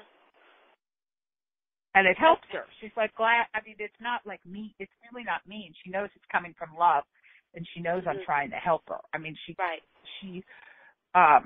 gets it. It's just a really curious relationship. Yeah. But well, he's telling me that everything is okay. Like he's like everything is fine. Everything is okay. Okay? But you just have to like. Are you a perfectionist, Amy? No, I think I'm just waiting. So much has happened. Yeah. So much has happened that I think I just now wait for the other shoe to drop instead of going, oh, okay, I made it through the storm and now we've got, Well, he says everything is everything doesn't need to be in its place right now, is what he's saying. He's saying everything doesn't need to be in its place right now. So I don't know if that's in correlation to moving or something else, but that's... Yeah, because I'm really not, I'm not really totally settled here. I don't really, it's not in its place. I haven't even really, I still haven't totally unpacked. Honey, you're moving into a good experience. He's wanting you to totally breathe through this, okay? You're moving into a better experience. I know it didn't feel like it right now. I know everything feels like it's in shambles, but he's telling me that this is a good move, okay? So this is, and he's like, he's got you by the shoulders, like he's like got you by the shoulders and trying to like, almost like trying to talk sense into you. I don't know if that's it, but he's like, like balancing you. Everything is good, okay? Yeah, I get it. I get exactly what you're saying. You're going to have some completely different new experiences here. All right? So your completely different new experiences, I feel like you're on the rise, okay? Your mom's health, is it declining? Is she declining? In a way, it's declining, but okay. In a way, it's not. In a way, it's okay. not. But my I think I know what the energy you're picking up on, because my aunt just died. Okay. Who was like part of this little thing. So now she's like the last one standing. And when my aunt died, I was just really sad. Like I was sadder than I had been. Because I've had so many people die recently, and usually I don't even like cry. It's like, okay, whatever. But I was just unbelievably, I was shocked at how sad I was, and I think a lot of it was anticipatory grief of my mother dying. That even though in so many ways it would be a relief, because I pay her for her assisted living, which is thousands of dollars a month, and she drives me crazy, and whatever, it's still like, oh my God, I'm gonna have to do. And that just happened like 10 days ago, and I think so I noticed, when I was trying to kind of unravel why I was so sad when I loved it. I loved it. They're my favorite people. I realized that some of the sadness was because I was like having anticipatory grief of like, well, she's the only one still left. So well, I think the next year is going to present you some challenges with your mom, okay, health-wise. All right. So I see the next year being challenging with your mom health-wise. But everything else is working itself out. It's like all the kinks are unkinking.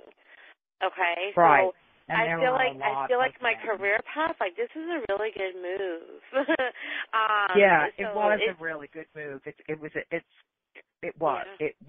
is, and it was. And I continue to see that, and I'm really grateful for it. And there's been a lot of changes because so much happened. I had to clean house. I had to clean house as far as friends went, and stuff where some people just weren't. I don't know. They were just using me. Whatever. They just were not. They weren't. They weren't. I see all those aspects being very different. Okay. Yeah. I see those aspects being very, very different.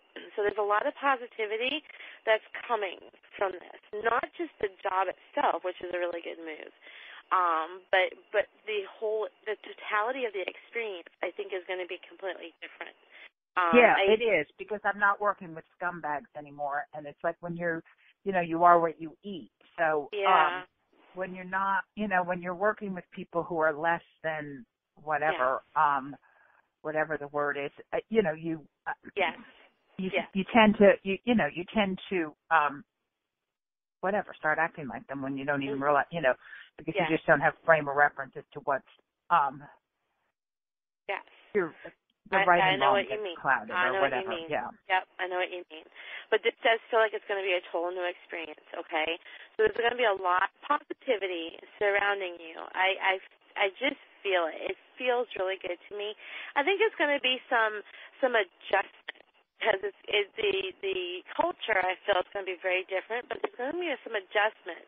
But once we get past an adjustment and past like, oh my God, I'm in boxes, I feel like you're going to sort of mold in, and it's going to be refreshing to put it into. Yeah, I feel that way. Yeah, I feel that way. I feel that way as well. Okay. So be prepared for the health challenges with your mom. Okay. I think if there's any kinks, that's going to be it. But at the same point, there's a lot of new growth and a lot of new things happening for you. Have you been manifesting this? Like, have you been deliberately manifesting? Yeah, yes, I have been, yes. Okay. Lisa gave me a reading. She said that I was a really good manifester. It's just that's what I'm seeing. Sometimes I don't manifest, I just have to be careful what I manifest. But lately things have been I've been a manifesting mom. Yeah, because I heard what I heard is that you were a star manifester. Which I've never heard that term before, but to me that's someone who can manifest really, really wildly. So this feels like it's manifested, and rightly so, it's put you in the right direction. And that you're going to find, it's almost like I'm going to feel my path and purpose a little bit more. I'm going to relax a little bit more. So there's going to be less anxiousness and tension. But I also feel like the job itself is going to give you more stress and tension, but I think you like working under those conditions. Does that make sense? Yes, exactly. Like you're an under pressure kind of worker. Like, you can work, your mind starts working a lot better that way. But everything else, like all that stress and anxiety all around everything else, is like going to drop. Okay? So that feels very different. And that may actually take some adjusting for you to get used to. Oh no, I get totally what you're saying, because you get addicted to, addicted to patterns, whether they're good or bad. And then you're like, oh my gosh, so like all of a sudden it's like, whoosh, different. And yeah, so I mean, there's going to be a lot of adjustment periods, but once you get past that, there's going to be so much for you. This is absolutely what you need, and this is the right move. So, your dad is here for you. I don't know. He's offering you a drink. It looks like it has Coke in it. It's in a glass. I don't know if he liked to drink Coke. Did he like to drink alcohol mixed with Coke or something? I'm seeing he likes to drink alcohol, not necessarily mixed with with Coke. But I get the reference to the drink, because I keep telling my mother that I would be because the place that she's at, the liquor just frickin' flows. And I was like, I'd be getting a lot more for my money if my dad had survived, and I put my dad there, because my mother doesn't drink. So that's Okay. And I was just like, I would tell her I'd be getting a lot more for my money if Dad was here instead of you. Yeah. He's laughing. He's smiling.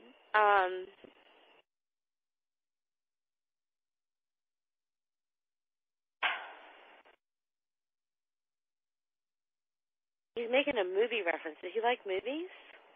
Yeah. He's saying, remember the Titans. Remember the Titans? Yeah. You sure he said Titans and not Titanic? Because you must have watched Titanic like 2,000 times. But I'll have to look up Remember the Titans and see Remember what the that Titans there must is be what some sort of yeah, it's like a movie reference.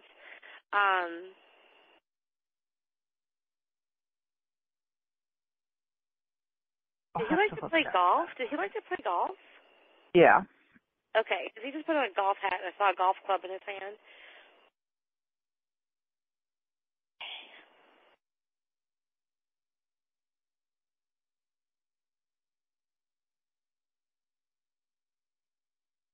Okay. What he's saying, he's like, I'm good. I'm good.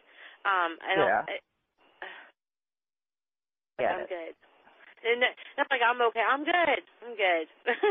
Yeah, I'm sure it's he has a very cool guy kind of feel to him. Like he'd be the cool guy. I don't know. That's the feeling I get from him. Yeah, he was. He was.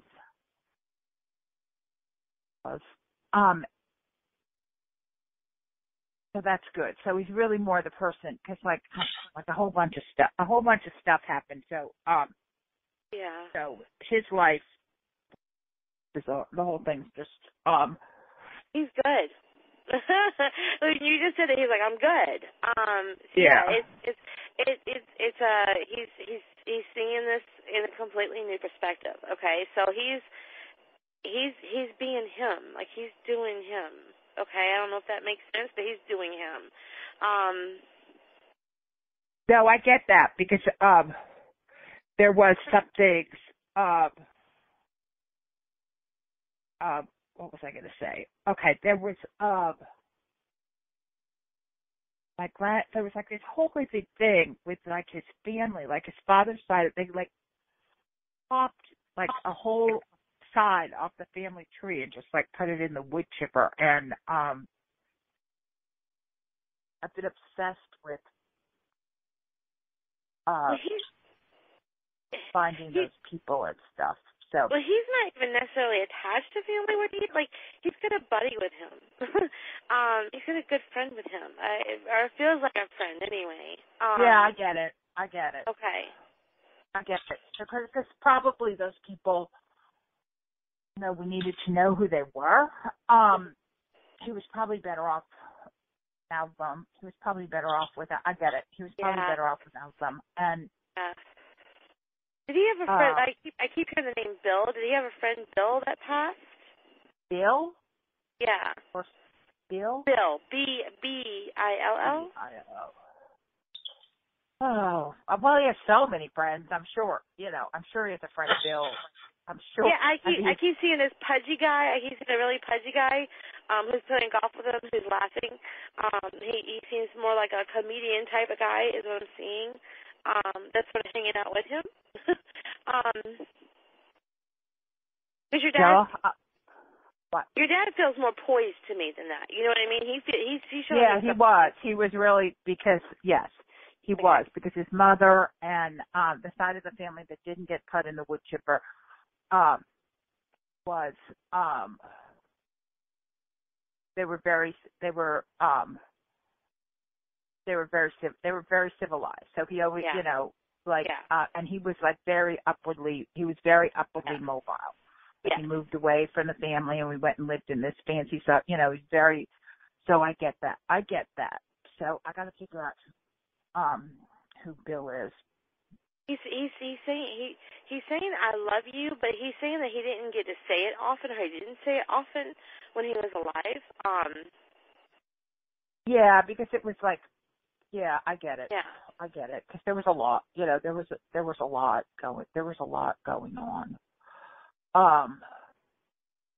And like I said, when his brother died, like kind of all hell broke loose. Like everything stopped working. So nobody left anybody because everybody was just all messed up. Yeah. Okay. But I get it. But that's beautiful. It really helped a lot. And today he loves you. He loves you. On a great note. Good. Thanks for He's standing by with really you, honey. awesome. So I'm excited for you because I feel like things are going to level out for you. Okay, and you're gonna find some really great stuff happening over the next couple months. It's going to be a good journey for you. So I'm excited for you. Thanks. Thank you. Thanks. I'm excited too. This is good. Perfect. This is perfect ending. It's a good. stressful day. Anyway, thanks a million. You're welcome, honey. All right, Amy. Thanks, Amy. Thank you. All right. Okay. Well, we kept you over, and I appreciate that, Alea-daw. Thank you so much. I enjoyed it. I'm glad you were able to be here. It was going to be touch and go, so glad that you made it, and we'll see you in a month's time. Wonderful. Have a good evening. What's that? guys have a good evening. Okay. Yes, it's almost Thank you. Yeah. www.caracenter.com, KERA Center.com, and Cara Center on Facebook, Medium Alea-daw on Facebook. So thanks again, and we'll see you next month. See you in October. It's going to almost be Halloween next time we talk. Yay. Hi, Chris. Thank you. Take care. Thank you. Bye. And, okay, you guys, so that's going to wrap it. And tomorrow, again, like I said earlier, Melissa, Bruce's mom, had a stroke, so she's got to go take care of the paperwork and see her mom in the hospital and all of that tomorrow. So for the second time ever, in all the time she's been with me, she's going to have to cancel. So we're back Wednesday with Kathleen Moore. And in the meantime, and in between time, take it easy, everybody. And we're gone in 3, 2, 1. See ya.